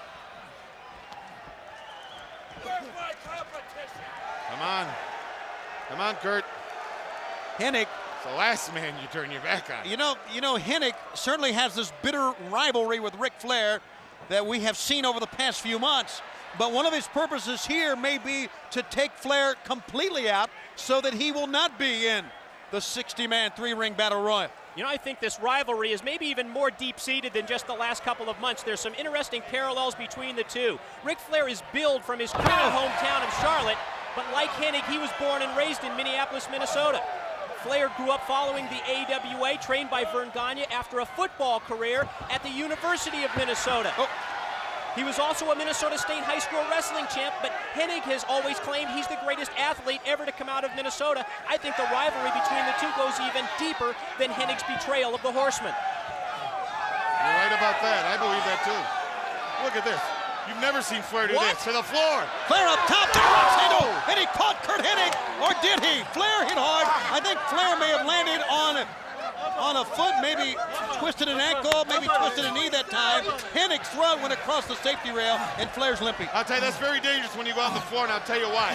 There could be a spilled Coke, there could be a spot of water. You know, in a basketball game, you see the ball boys come out, they dry that floor every time somebody's body touches it. And all you got to do is land wrong, your foot moves a half an inch, you can break an ankle or a knee. Wow, talk about Flair letting it all hang out, but that may be a critical mistake that comes back to haunt him. Oh boy. Backhand chop from Flair. He's on one leg here. As you can see, just hopping around, but he's got Hennig up against the safety rail. Fans, this very physical, violent matchup that you're seeing, no disqualification for the U.S. title, just the prelude to all 3 rings filling up from 60 of the finest wrestlers from around the world. We're talking about from many countries. Invitations sent out to many independent organizations. You're going to see wrestlers that you normally wouldn't see, part of WCW, come out here in the ring a little bit later on to fill out the 60-man 3 rings in the most anticipated single battle royal the sport's ever seen. And if Ric Flair did injure his leg or his knee, how effective is the leg going to be when he tries to apply the figure 4 leg lock if he's ever able to? His leg's got to be in pretty good shape for him to apply that figure 4. I mean, this guy Curt Hennig's got some big legs, and his legs are in good shape now. They're not hurt. I don't think Flair can put that figure 4 on and make Curt Hennig submit. And plus, the last thing he wants to do is go into this 3-ring, 60-man battle royal with a bad wheel. Well, the fact that what's ahead for the winner of the Battle Royal, and let's think about it, Flair, 13-time former world champ. He has faced Sting. He has faced Hollywood Hogan. Here's a cover now. Here's a 1-2. Only got a 2 count. And he realized that Sting and Hogan on the 28th of December at Starrcade will wrestle in the biggest wrestling match ever. What happened? Randy Anderson. At the 2 count, Curt Hennig reached across and poked referee Randy Anderson right in the eye. Well, it's a no disqualification match. Does that mean you can poke the referee in the eye? I Yes. don't know. I guess it does. You can also poke an announcer in the eye. Come here, Tony. Oh, an elbow drop. One. Randy Anderson able to make a 2 count, and that was in. I think maybe the poke in the eye cost Curt Hennig the win that time. But the fact that the winner of the Battle Royal tonight will go on to face the winner of Starrcade, Sting and Hogan, the one match the world has wanted to see. Now only, what, 33 days away, 35 days Watch away? this. Watch counting. This. And counting, and scissor spike right on the injured leg. The injured leg that he injured moments ago from using that high-risk double axe handle from the top. Well, you can forget the figure 4 now. Well, we say that. But remember, you don't become a 13-time former world champ if you don't know how to block out the pain. Forget about it. But he's just not going to have any power if he even has the opportunity to put on that figure 4. You can block out the pain, but if you don't have anything in the leg, forget it.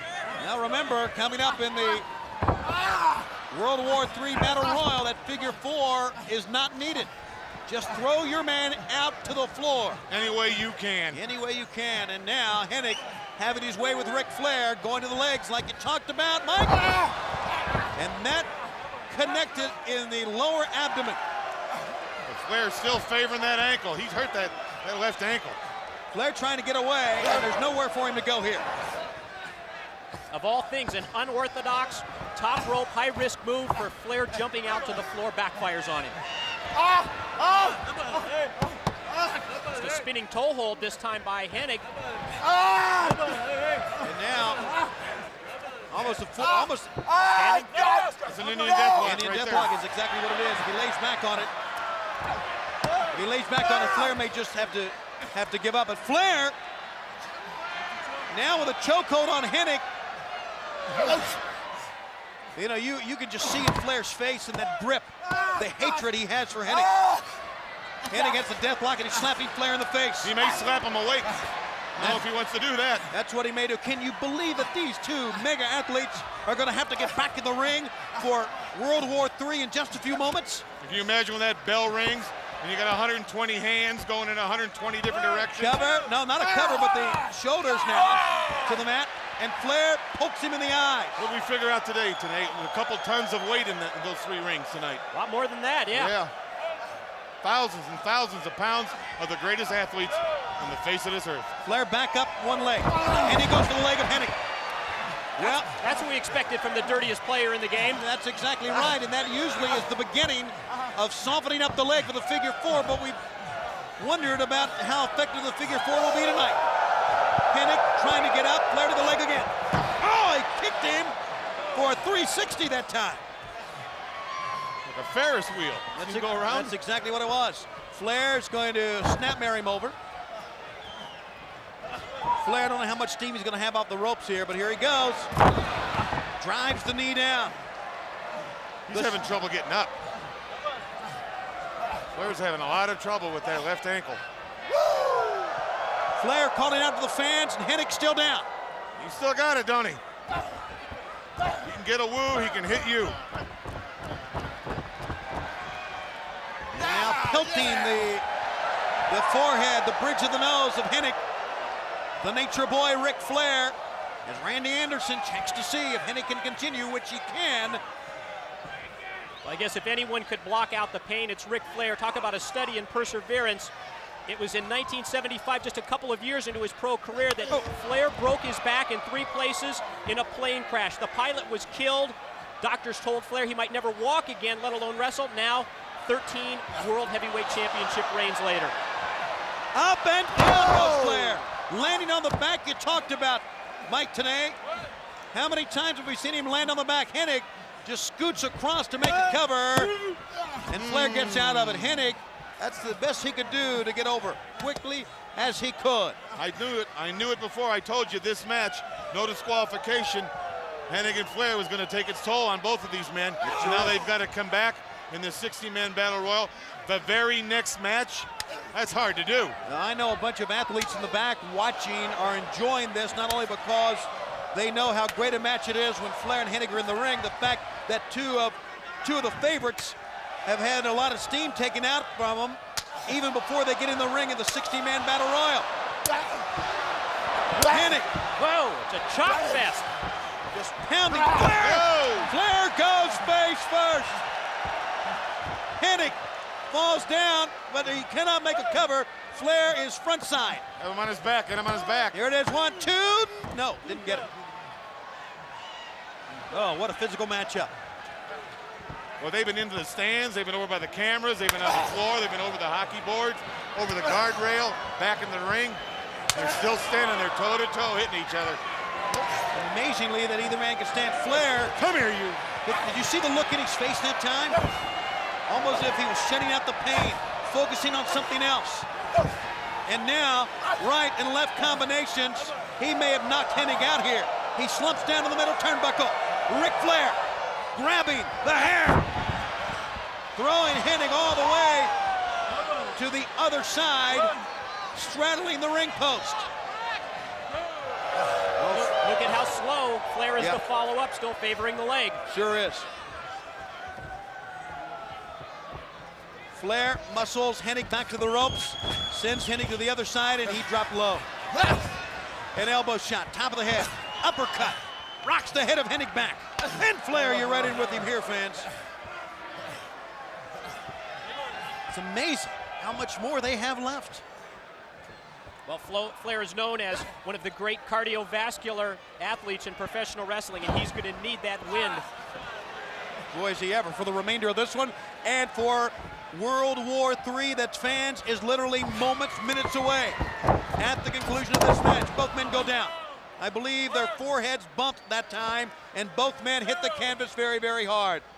And like you said, Tony, everybody's in the back watching this match. When these two men get in the ring for the Battle Royal, I'll tell you, some guys are going to take a shot at those legs and throw them out, whether it's between the ropes or underneath it, and they're not going to be able to save themselves from touching the floor.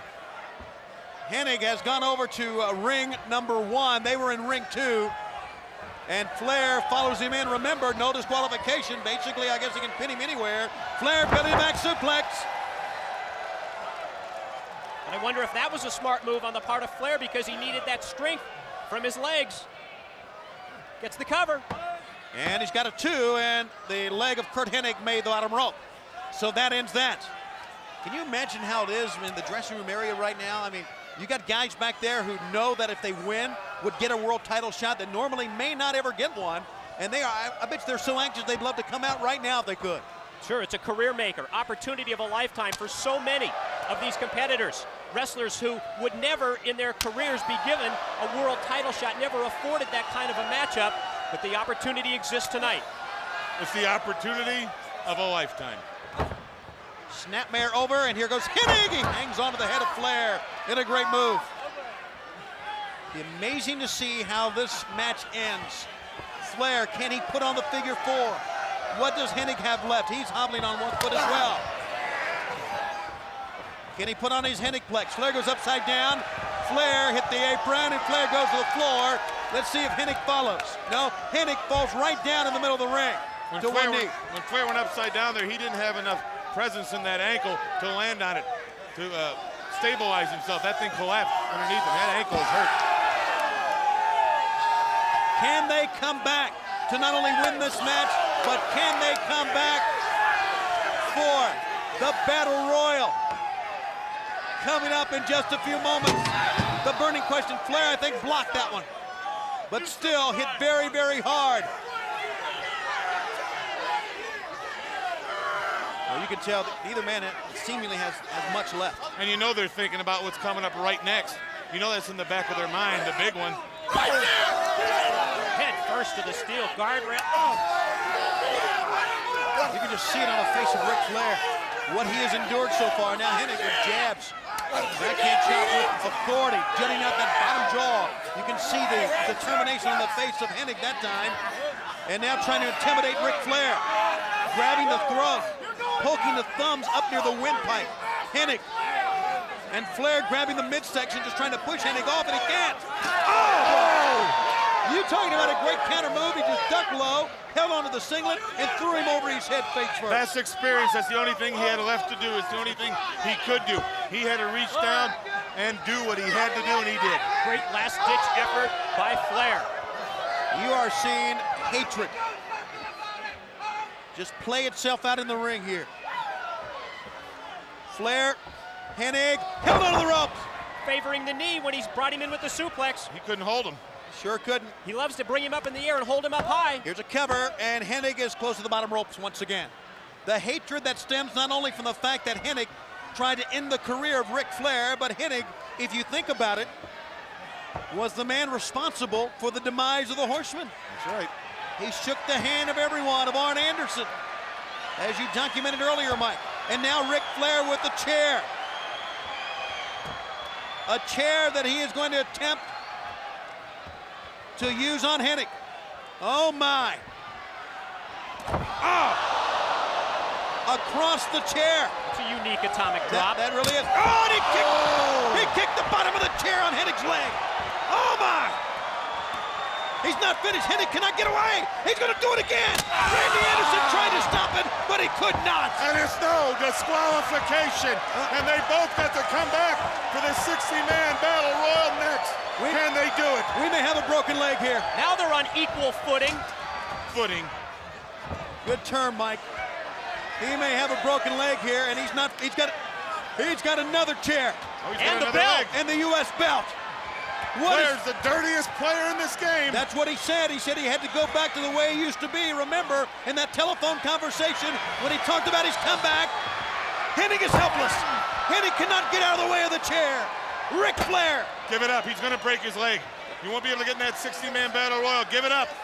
He shows the belt to the fans, throws it on the head of Hennig, showing the world that he's more worried about the leg. Figure four's on. Figure four's on. Can he withstand the pain? Can he withstand the pain? Is he going to give up? Is he going to give up? 1, 2. He got the shoulder up. He got the belt. He got the belt. He hit Flair with the belt. And he's hit him again. That's the only thing he could do. I think he knocked him out. 1, 2. He did. It's over. Hennig wins. Curt Hennig wins. Ladies and gentlemen, the winner of the match, and still United States Heavyweight Champion, Curt Hennig. The fact that Flair brought the belt in, and he showed everybody, showed Curt Hennig that it was not for the belt, it was personal. It backfired. He threw it within the reach of Hennig, and Hennig knocked him out with it. What a match. What a match. And now, that being said and done, Hennig on one leg, Flair is out. Can they come back for World War III, now only seconds away? Well, you know, Curt Hennig is certainly going to come back for World War III. But Flair, they're going to be able to revive him in time for World War IV. All right, time for the U.S. title bout. As you look at this capacity crowd on hand, we go back to the ring and Dave Pinter. Ladies and gentlemen, the next contest is for the WCW United States Heavyweight Championship. It is set for one fall. Introducing first, representing the New World Order from Robbinsdale, Minnesota, the WCW United States Heavyweight Champion, Curt Hennig. Well, the first thing we notice is that Hennig has the U.S. title belt around his waist. Just last night on WCW Saturday Night, when Hennig was wrestling, Diamond Dallas Page calmly walked out and stole the U.S. belt. When he arrived in the arena today, James J. Dillon went to Diamond Dallas Page and said, give me the belt, let me give it back to the champion. Don't steal it, win it. That's a good point. That's a good point. Hennig has the belt back. It's all up to DDP to win it back here tonight. Iron Mike, I've known Diamond Dallas Page a long time. You know what I'm saying? And let me tell you what, this is a match of destiny for him. This is something that he has worked a lifetime as an underdog to accomplish. And I guarantee you, it is so close right now. Iron Mike. So close for Diamond Dallas Page, this opportunity at the United States Heavyweight Championship. And you're right, he wants to earn this victory. He doesn't want to steal the belt away. His opponent, the challenger, is from the Jersey Shore. He is the master of the Diamond Cutter, DDP, Diamond Dallas Page. And what another great example this is of WCW's unity. The fact that Diamond Dallas Page stepped in to take this match, originally scheduled to be Curt Hennig against the Nature Boy Ric Flair. Well, remember, it was DDP leading the charge a couple of weeks ago on Nitro in Charlotte, North Carolina, when they took Ric Flair's leg out again, and he got on the microphone, he said, Hennig, I want a part of you, so DDP can be seen as a leader of the unity of WCW. He's earned that right too. Yes, he has. And he's earned the right for this title shot. Nature Boy Ric Flair, so much great ability and great things he's accomplished, but here's opportunity knocking on the door for one DDP. Can he diamond cut him? I believe he can. Rolls him up. Diamond Dallas Page immediately going for the win. Ribs taped. What a story Diamond Dallas Page is in professional wrestling. And tonight can be his biggest night. But we talked about momentum. We talked about the fact the NWO has 2 wins over WCW. We've seen how they've won the matches, but we know what they're all about. We expected this. You got to go into a fight realizing your enemy and what he's all about. We realize that. No way. And later on, Too smart for that. the 2 biggest matches ever will take place. But right now, we all know, Dream, what the U.S. title means to a pro wrestler, what it means to your rankings. It makes you the top contender to the world title. Major title for DDP right here. Curt Hennig has something that Diamond Dallas Page wants, has worked for so hard, has suffered at the hands of the New World Order. Can turn it all around here, right here tonight at Starrcade. And Dusty, in all your years of professional wrestling, have you ever seen anyone make the transition that Diamond Dallas Page made from a manager to not just a professional wrestler, but a professional wrestler as successful as DDP has been? I told him a long time ago, learn all the facets of the game. If you know all the facets, if you know all the ins and outs, if you know every nook and cranny, it can only make you better. And has there ever been a wrestler as accomplished as Diamond Dallas Page that has not won a major championship in our sport? What an opportunity this is tonight for DDP with that U.S. title at stake. Drives him down to the mat. Randy Anderson is the referee for this U.S. title bout. He's been a veteran referee of many title bouts, and this one of the most important on the most important night in our sport. Knee to the midsection. Right now, Hennig went right to the injured ribs of DDP. Well, you know, he's had them for so long, and they're not going to heal. Not at all. When you're in Mortal Kombat all the time like he is. So you just got to play with him. Nice move right there. Hung on to that headlock. You got to go ahead and play through the pain, and great champions are guys that can do that. Hey, you know what I just thought of? How about the new SWO, Sting World Order? What about that? Sting World Order. Is that good? I like that. Sounds good. That says it all, doesn't it? I'd be a part of that, wouldn't you? Be a part of that? Yes. Where do we sign up? Sting leading into the next millennium. Professional wrestling, it could happen tonight. Oh, truly, as DDP grabs the hair of Curt Hennig, truly, tonight is going to really set the standard and really change the direction of our sport. Watch it. Dallas, don't make a mistake by going out there on the outside there. Get him back inside. You can't win a title, guys, on the outside. I haven't seen any titles won except in no disqualification rules or something on the outside or falls anywhere. Got to get him back, you know, and stay steady with what you're doing. And look, Iron Mike, it cost him right there. Well, I think Page realized that. Tried to get Hennig back to the ring, but Hennig smart enough to block him and use that top rope for leverage. Dropped him down throat first across that steel cable. Straddles DDP, and he works on the rib cage once again. All of the weight on the back, on the rib, on the spine, and again. DDP in a lot of pain, Mike.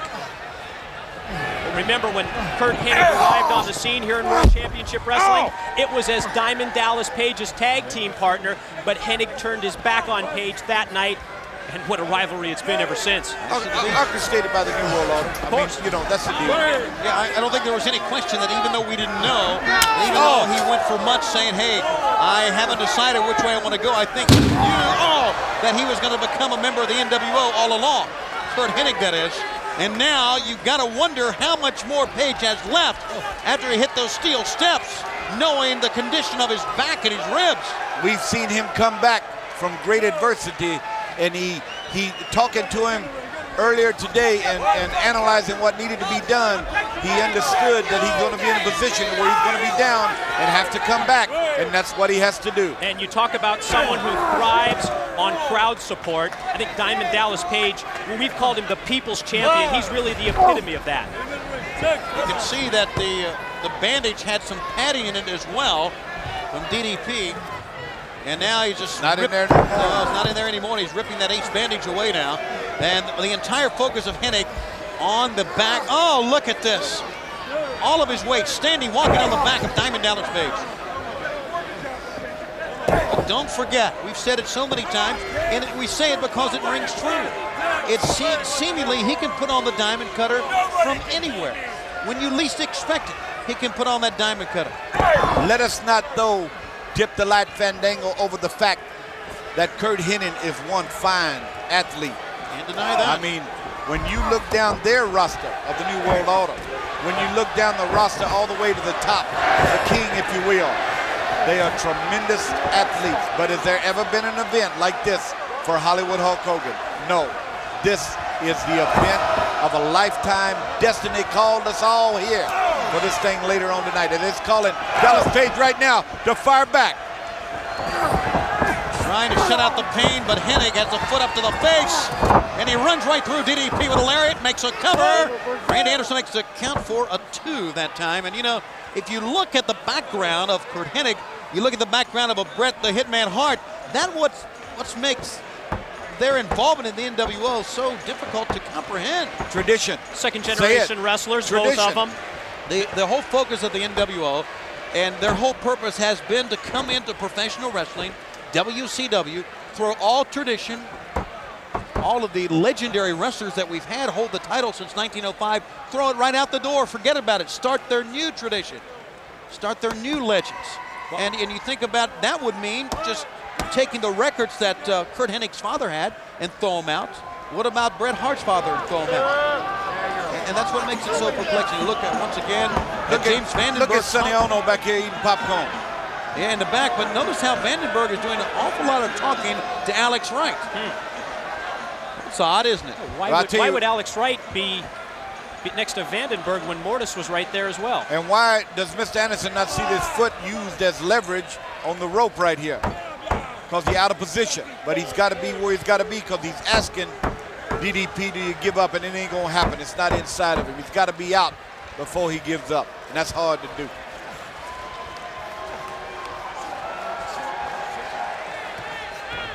Right there, staying steady to the task. Well, look how hard that is. He's got that clamp down. Dallas trying to get that arm off of his neck and cutting that air off, trying to get himself up, using a lot of energy right here. Jawbreaker, that broke the move.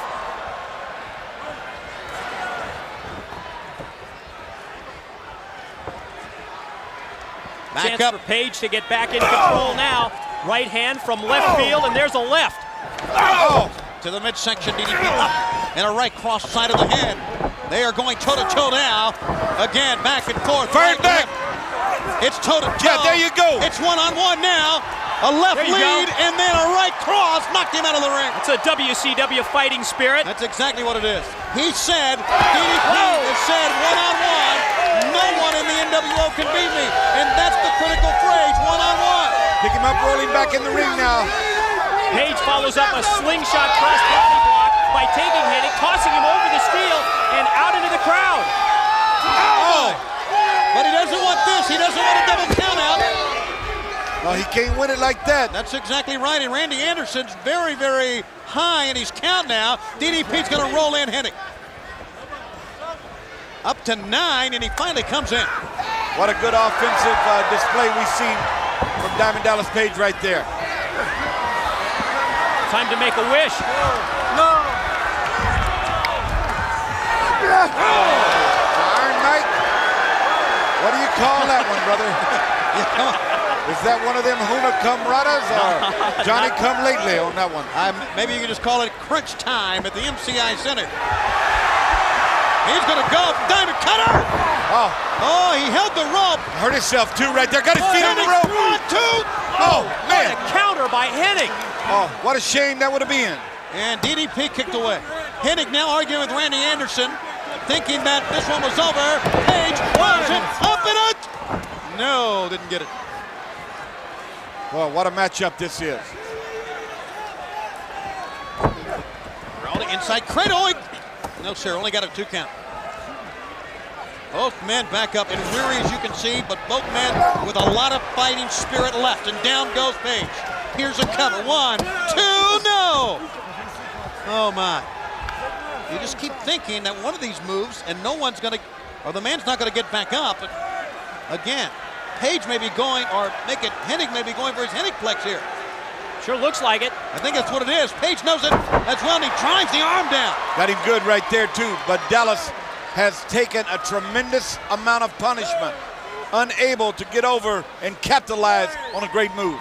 Now that was just a last-ditch effort on the part of Page, blocking the fisherman suplex, the Hennigplex, and dropping down to an armbar. Both men are weary at this point. They really are. And a lot of times, Mike and Dream, you know it as well as I do, it's that last-ditch effort that is the difference between being a champion or not. If you haven't, look at Page crawling on hands and knees to get to his opponent. Both men back up basically at the same time. Forearm shot to the ear. Hennig sends DDP in. DDP catches the man. He got him.